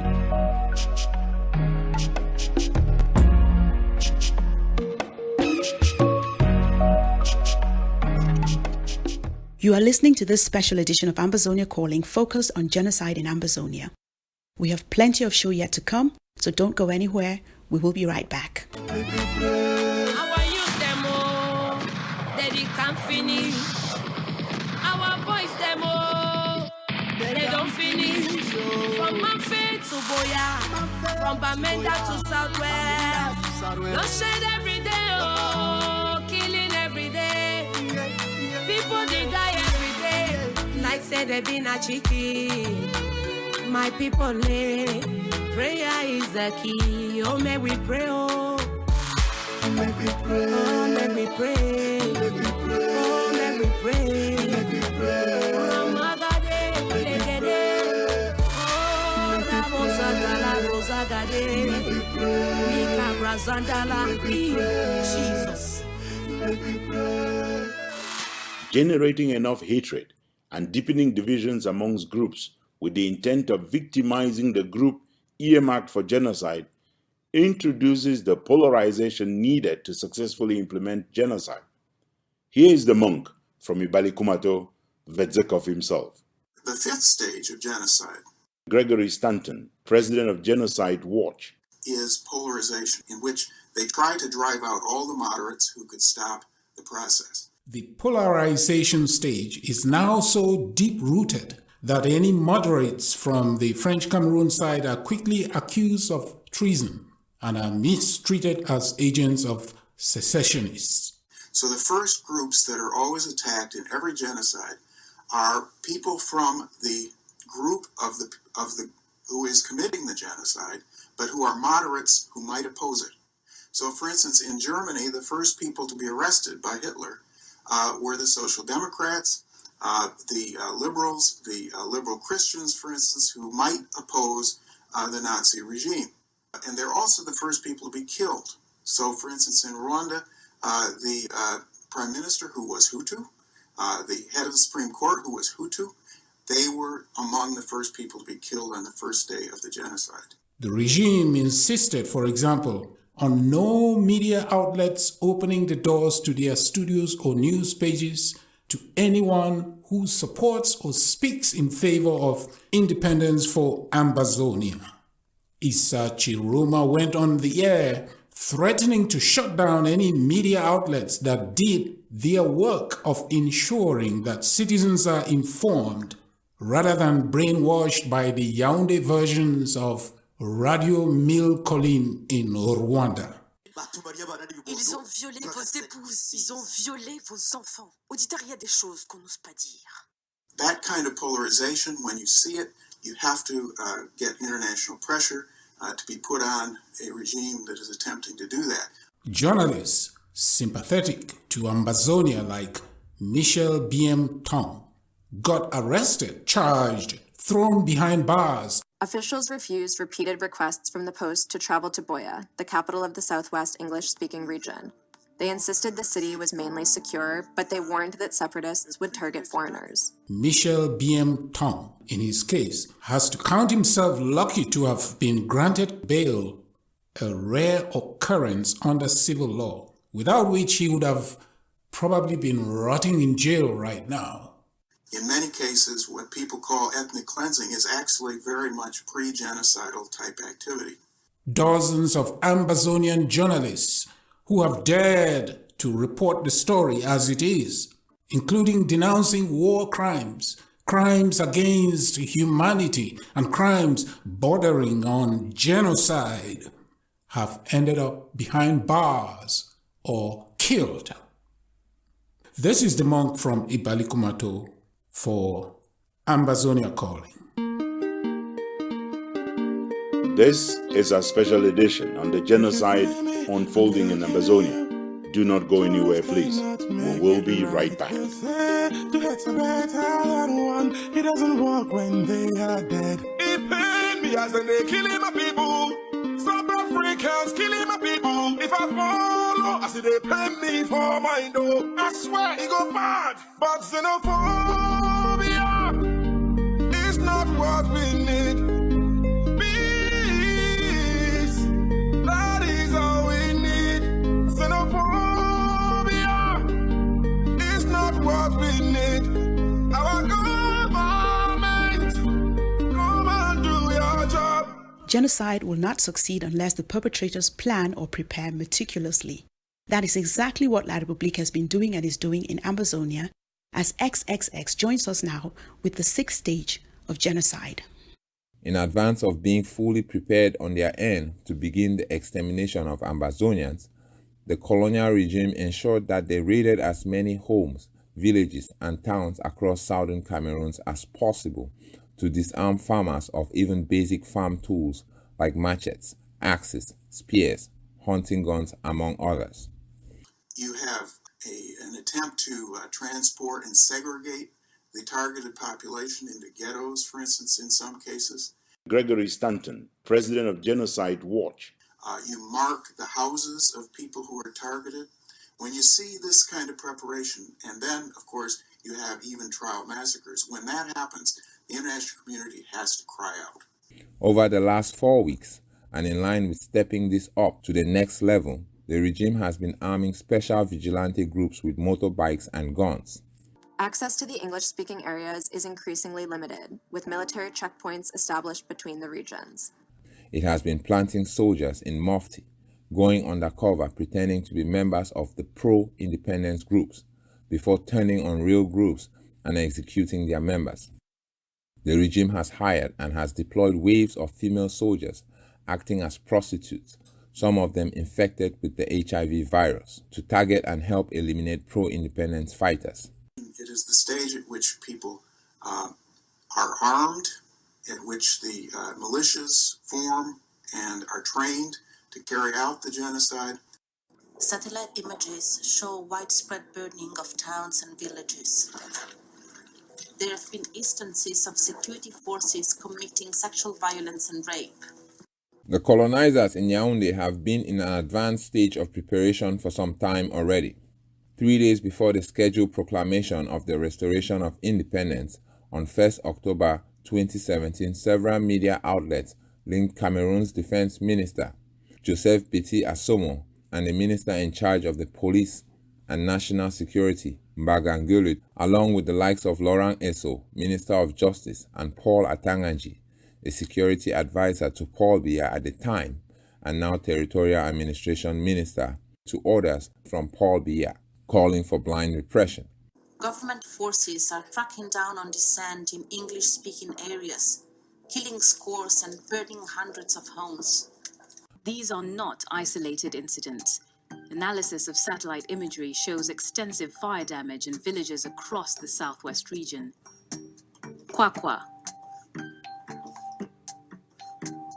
Bole, Kumukumu, Bekora. We cannot confirm who was responsible for torching these villages, but lawyer and activist Agbo Nkongo blames government forces. From reports that we gathered, we've done some investigation. We've gone to some of the villages. The government denies this. En vertu de quoi voulez-vous que nos défenses brûlent les habitations alors que leur responsabilité tout justement c'est de les protéger? Announcements on behalf of the regime put out by fellows like Erin Tang to the effect that civilians will be slaughtered were not only never contradicted, the troops sent out ever since have been doing precisely that. The government of Cameroon has so far failed to rein in violent abuses by its own forces. Everything unfolding in Ambazonia, as in every other genocide, has been carefully planned. The leaders of that sort of preparation need to have sanctions placed upon them as individuals. It must become impossible for them to travel. They have to have their finances frozen. They basically have to become international outlaws. This has been unfolding as the colonizer has been also building mob military barracks used as concentration camps. It's the stage at which even sometimes concentration camps are being built. And as the regime strengthens existing military command structures known as Commandement Opérationnel. This is XXX for Ambazonia Calling. So, restoration train. We are one stage away from the 8th and final stage of genocide. Stay with us to follow the 7th of the 8 stages when we come right back. So, restoration train is our freedom train. We've got to do it together, building trust amongst leaders and making sure we make compromises that can take the Ambazonian people to a new horizon. Oh, Holy Spirit, lead us on the restoration journey of our liberty. The message we are sending out to all other Ambazonian groups is that we have to work together, because it's only in working together that we would achieve what we want faster. Oh, Holy Spirit, lead us on the restoration journey of our liberty. If we do not do that, we are going to be having South Sudan. So, restoration train is our freedom train. Welcome back to Ambazonia Calling. The 7th stage of genocide, as outlined by Genocide Watch, is genocide itself. It is called extermination, as we hear now from Innocent Chair. Greg Stanton designates one of the actual acts of the most devilish crime of genocide, the extermination of a people, as one of the 8 stages of genocide. 7th stage is what we would call genocide legally, because it's extermination. So military people coming with machine guns. Boom, boom, boom, boom. The national military finds itself fighting civilians turned armed secessionists. You can only ask Bia why he's sending this army to come attack his own people. The regime has been at this stage of extermination since 2017, as signaled by the radio announcement which lumped every single villager into the same group as armed restoration forces. U.S. officials insist they are taking measures to ensure training and equipment intended for counterterrorism are not being used in the country's English-speaking regions. Some English speakers said they witnessed BIR carrying out human rights abuses in their villages. Yeah, they came in their truck and they were wearing a black vest with BIR written on it, on their chest and on their back. 500,000 have been displaced, according to human rights groups. I have 7 children. All this stress, even up to now, I don't even know where some of my children are. Instead of targeting separatists, they claim the military is burning down villages and killing innocent people indiscriminately. If they see any young boy there, they can shoot him. They say he's Ambazonia. The military people will shoot him. The people who commit genocide are very frequently people who believe that what they're doing is good for their society. They actually think they're purifying their society. The Nazis, for instance, thought that by eliminating the Jews from Europe, it was going to actually make a better Europe. In Rwanda, the thought was, if we can just get rid of all these Tutsis, then we'll have a perfect Hutu-run country. To get to this stage, citizens of colonial Cameroon have been particularly supportive. L'ennemi est à l'intérieur de la population. Ils rentrent par une porte. Ils sont des citoyens normaux. Ils ressortent par la porte de derrière. Ils ont une arme. Ils sont des sécessionnistes. Et c'est ce qui rend difficile ce combat. Urging the regime to show no mercy to the Ambazonian victims of genocide. Quote, "You should simply shoot a bullet into their skulls instead of dragging people to jail," end quote, exclaimed one of them on social media, commenting a posting which showed a woman being dragged and kicked across the road to a waiting military pickup truck.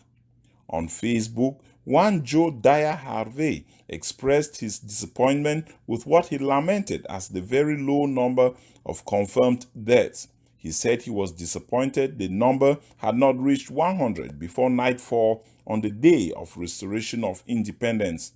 Another supporter, Dave Liam Ngoni, said he wished nothing but death on all those he called Ambazombies. It's extermination. It's very similar.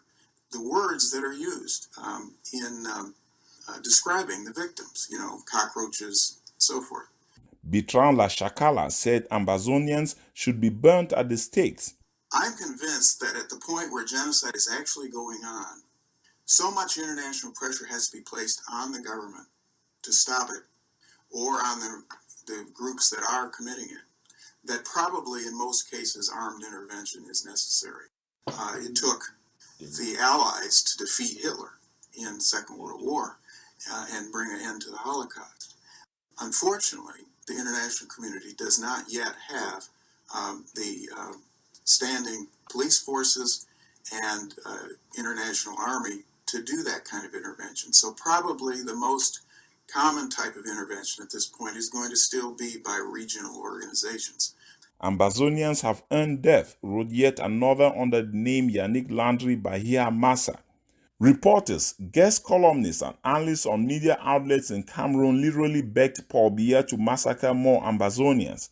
Free association doesn't mean the right to organize to commit genocide. Thierry Mbuli slammed the forces deployed to Ambazonia for allowing anyone to escape. No one should be allowed to leave Cameroon, he urged. I saw in my eyes the military with the armored car. They stood a very long distance. They stood in the sea. One grandmother was running. She could have been around by 90. She was trying to escape. The shoot came and got her on her back. She just fell and died on the spot. in his Facebook posting, hailed and liked by many other Francophone followers, including at least one staff member of the United Nations High Commission for Refugees based in Yaoundé, Thierry Mbouli called on soldiers to kill everyone, even 6-year-old children, he stressed. He explained that the targeted group should be extended beyond Ambazonians to include Nigerian nationals trying to escape the horror, whom he accused of actively supporting, if not funding, Ambazonians. The elite of the ruling party in colonial French-speaking Cameroon requested on video footage filmed and aired on state-owned radio television to be armed so that they can go out and kill Ambazonians. 2 years after the declaration of war, the colonizers are pointing out why exterminating Ambazonians is the only way for them to save the so-called one and indivisible Cameroon nation. This is Innocentia for Ambazonia Calling. This is our special edition focused on a review of where the genocide in Ambazonia is when checked against the 8 stages of genocide outlined by Genocide Watch. This is Ambazonia Calling. We'll be right back with the 8th and final stage of genocide. The cracks again. Oh, now, baby, my love for you, now. Baby girl, I say with you, I'm just surprised. My love for you, girl, I know if take you out of sight. Baby girl, I do anything for you, eh. I do anything. Baby girl, I do anything for you, eh. Baby girl, I do anything for you, eh. Baby girl, I do anything for you, eh. I do anything for you, eh. Baby girl, I do anything for you, eh. The 8th and final stage of genocide is denial, that it is happening or that it ever happened. Born out of secessionist propaganda. The president for life of colonial Cameroon, Paul Biya, in total denial. Such is the case with the purported marginalization of Anglophones, persecution of the Anglophone minority by the Francophone majority, government's refusal to engage in dialogue, preferring a military solution to the crisis, or even ridiculous accusations of genocide. Here is Lambert Mbom with comparison of where Ambazonia is when it comes to this final stage of genocide. There is a strange and unusual 8th stage of every genocide. It is the stage at which not only the colonial regime, but also the international community, notably the United Nations, denied that genocide is unfolding. When I first realized that there was this 8th stage, I thought, well, I don't know whether this is quite the same thing, because it actually begins all the way from the beginning. But this 8th stage is denial. How do we know the army did not do this? For which reason? For which reason? Because they don't like the Anglophone people, the secessionists. That's what they're saying. Anglophone? Yeah. I'm still asking, who is Anglophone in Cameroon? I'm speaking English. I'm Anglophone. All the way through this whole process, the people who are committing the genocide deny that they're doing it. Colonel Didier Bajek, spokesperson for the occupation forces of colonial Cameroon. Are you saying the army never ever killed any civilians or burned down any villages? No, that's not what I said. I said we burned down the camps of separatists. We find the camps of separatists, we burn them down. But this is not what we do. This is only done by terrorists who kill citizens and who burn down villages. This is what happened during the Holocaust. The majority of the people in the northwest and southwest, they are hostages of these separatists. Issa Chiroma, former spokesperson for colonial Cameroon. And again during the Rwanda genocide. They will lie, they will dissimulate, they will actually say it isn't happening. I could not believe that it was a genocide. NDIAN speaking on April 16, 2014. At that time, people were very nervous to admit that there was a genocide, including the most powerful countries of this world. But later on, they all expressed regret. It was a failure of all of us. Kofi Annan, former Secretary General of the United Nations. It was our collective failure. We all failed Rwanda. We will always remember the more than 800,000 innocent people so brutally murdered. Ban Ki-moon, former Secretary General of the United Nations. As we pay tribute to the bravery and resilience of the survivors. If the international community agrees that something is indeed happening, it is not doing anything about it. There are some people and there's some scholars who believe we need to forget things, right? Stanford University historian Professor Norman Niermak. Forget all these nasty incidents that happened in the past. But I have to say my experience with this set of issues is that the more these issues are buried, the more they're ignored, the less they're talked about, the more intense the anger and the sense of injustice of the peoples who have suffered. More than 48 hours after the massacre started in 2017, the then government spokesperson, Issa Chiroma, maintained that soldiers did not use live bullets, talk less of killing anyone. Completely deny the facts. When he was finally forced to admit reality, he twisted the truth by saying 10 people had died, refusing to admit that they had been killed by the colonizers' forces. Or they'll find all sorts of other excuses for denial. He later admitted that regime security forces opened fire, but added falsely that they did so in self-defense after reportedly coming under armed attack by Ambazonians who carried only peace plans. Issa Chiroma said while 5 of the victims died, he said the other 5, for a total of 10 people killed, whereas over 100 people were slaughtered. His claim was that the 5 killed were blamed on arson in their prison cell. What's amazing about denial is that unless there are actual trials, courts that can bring to justice the people who've committed the genocide, who can have the facts brought out so that there's no doubt about what happened, the denial can last for 100 years. That is what is still going on, for example, with the Armenian genocide, and the Turkish authorities are still denying that it was a genocide. Recently, Pope Francis referred to the mass killings of Armenians by the Ottoman Empire during World War I as the first genocide of the 20th century. In response, Turkey recalled their Vatican City ambassador and declared the Pope's comments to be null and void. Denial is not only at the level of the regime.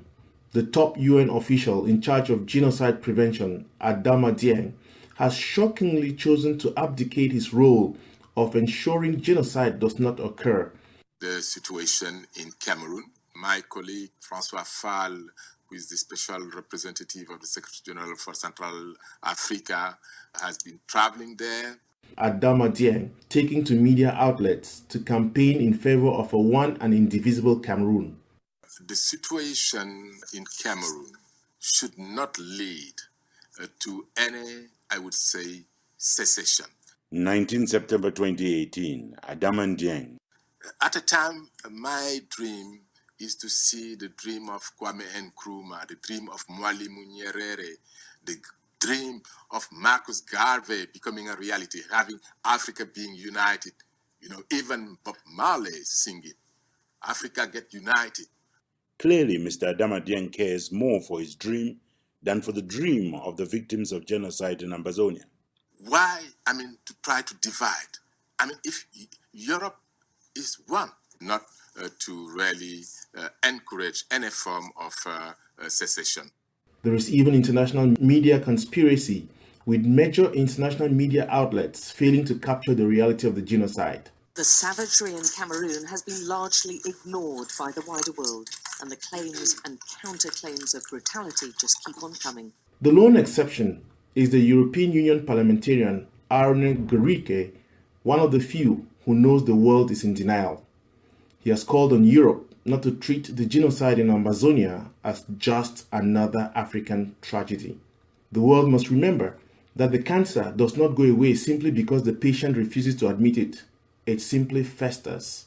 The genocide in Ambazonia is festering and is a stain on the collective conscience of the world and its empty promises of never again. This is Lambert Mbom for Ambazonia Calling. Since the days of John the Baptist, the kingdom of God suffered violence. Let the violent one takes it by force. Shaw Underground King. Boom. You the cry, about what the cry. Don't tire, about what why. Women are the crying, crying. Boy are the crying, crying. About what they crying, crying. We the crying. Wanna free me, eh. Women are the crying, crying. Boy are the crying, crying. We the crying. Wanna free me, eh. Women are the crying, crying. Boy are the crying, crying. We the crying. Wanna free me. I have to thank my co-host, Barrister Sia Jimva, for doing such a wonderful job with me on hosting this special edition. Not at all, Ntumfoyn. The pleasure was mine, and I hope our listeners have enjoyed having us as a duo presenting this special. I will leave you now. Thank you very much. I'm looking forward to more opportunities in the near future, hopefully, to do more of these joint hostings of the show. And I know I am as lucky as our listeners out there to have you on the show. We will return to close out with our letter to Joshua. Amango today inside pay, you know the free. You a president on the side, say all man of yay. Grand ambition, fuck that slogan, no yay. Presido, the pay, jaga jaga. Una take all till the weavers scatter scatter. They need 102 students for St. Address. Una select 2 Anglo-Boss, escape address. Bia, young, vision, treason. Escape will know why man show BBC there for prison. They don't tell all we then start to call us Anglo-Fools.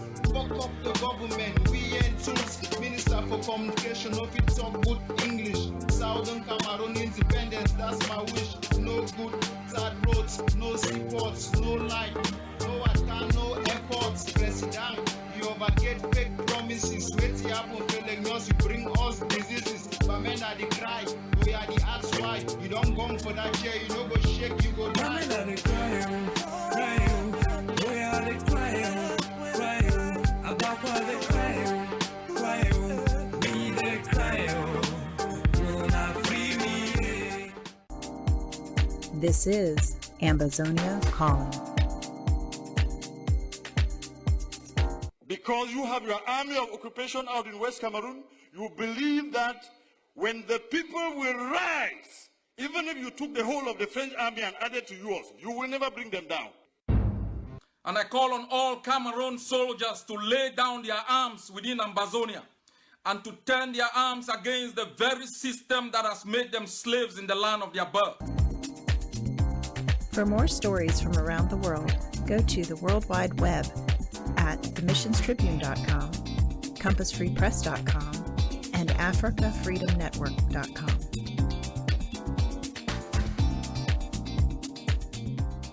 Here is our letter to Joshua. Dear Joshua, it is one of those weeks when all kinds of ridiculous things have happened. We've seen dead presidents walking. We have seen emperors for life go from grace to grass on a TV set, brought down to the level of civil society. Reduced to 2 minutes, please. Speaking to the microphone, please. Can you hear me? Can somebody translate? Peace forums give us all kinds of gifts, like the robot walk on the carpet. We had seen the moonwalk from Michael Jackson. Nkunkuma gives us the robot walk on the red carpet. There's some very jealous people out there. They took one look at Nkunkuma and they said he was walking around like maggots were dropping. No, this is a young man. He's got time for a new 7-year term. And elections are holding next February, did I hear? And the man from Tarakun Park, his party is running. You know, they have to run away from something. Run away from their shadow, run away from the ruin of a political party that once was so popular and is now just basking in its own decay. The one thing I can't understand is how the man from Tarakun could really say that anything happened there because he wrote a letter.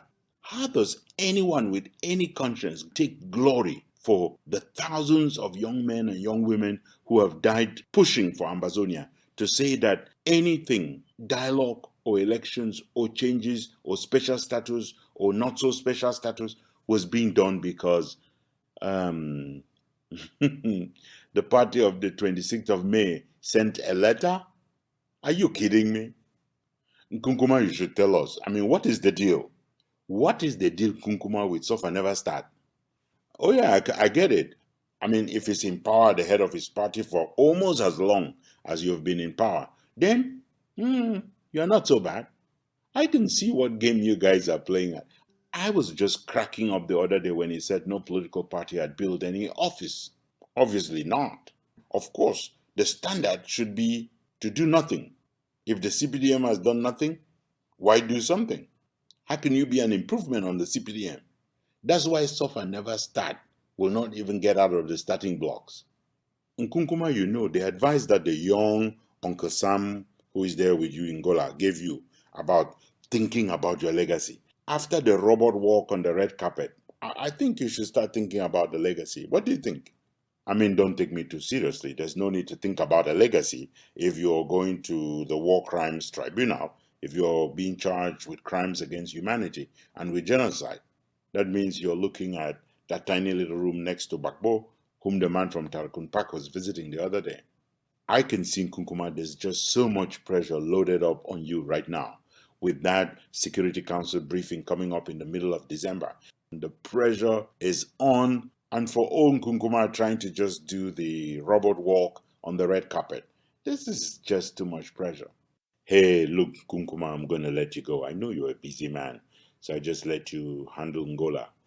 Tell the man at Tarkun Park, and both of you stay out of Ambazonia. It's a no-go zone, no red carpet, nobody to assist you on the carpet, no grandson to tap you on the back, walk you, hand you over to the wheelchair. That stuff doesn't exist. So just stay out of Ambazonia and take your bloody elections with you.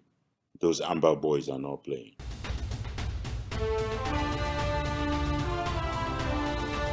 From our studios here in Washington, D.C., our producer is Jeff McCoy. Our music today is from Ken Wanaku, the monk from Balikumato, William Ford, an Amber Star of blessed memory, Eric Matisse on the web at soundimage.org, and Prince Ajua Alemanji of Ajam Sonic Kitron, USA. Ambazonia Calling is a joint production of Africa Freedom Network, the Missions Tribune, and Compass Free Press. You can find us on the web at www.themissionstribune.com, www.compassfreepress.com, and www.africafreedomnetwork.com. Next Sunday is another day. Until then, keep the spirit, keep the faith, keep up the fight for justice and independence for Ambazonia. Stay Amber strong.